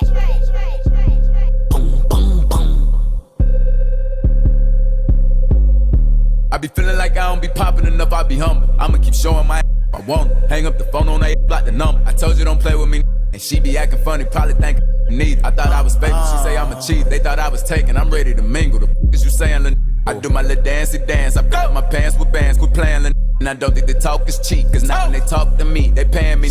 I probably say the word too much. I'm a real, I don't be giving them. Tommy Hilfiger fits with coming up. When you stay down like this, you rock Phineas. Okay. He broke his hip, put a boot on him. I hit the put out, put a move on him. He wanna be just like baby, for real on the low, trying to do what I do, don't. Yeah. Just so you prepared, I'ma let you know. They probably told you I'm scared, but I'm ready though. No. The industry can't take the hood out of me. About to go get some I'ma get 'em. They do it nasty. Pull up new whip and it's flashy. Gun on my hip and it's plastic. This the deluxe. I like her, but don't give a. I'm rough, I'm a daddy. That's how I live. She told me she wanna have kids. I told her don't know what that is. That ain't how we speak. I broke her heart in a piece. She probably gon' call Dr. Phil. I be feeling like I don't be popping enough. I be humping. I'ma keep showing my if I want it. Hang up the phone on that block the number. I told you don't play with me. And she be acting funny, probably thinking need it. I thought I was faithful, she say I'm a cheat. They thought I was taken, I'm ready to mingle. The is you saying, Lil? I always had a thing for ghetto with the Trinas. I'm known to set it off like Queen Latifah. You wanna make Billboard, come get a feature. You with baby Lil. Hot, number one song on the Billboard. He still got a Glock with him. You ain't gon' never see me hate on no. Think it's worth better. I'm tryna go shop with him. Yeah, what you need, Lil? We having the bags of gas and they moving fast. And you can imagine that on the way. My bro catch the pack like it's mad. Go, having my way with the act. Come on, on the floor with a mattress. They probably saying I'm not on y'all. I feel like, hey, are we talking about practice? I be feeling like I don't be popping enough. I be humble. I'ma keep showing my. I want. We talking about phone on that block the number. I told you don't play with me.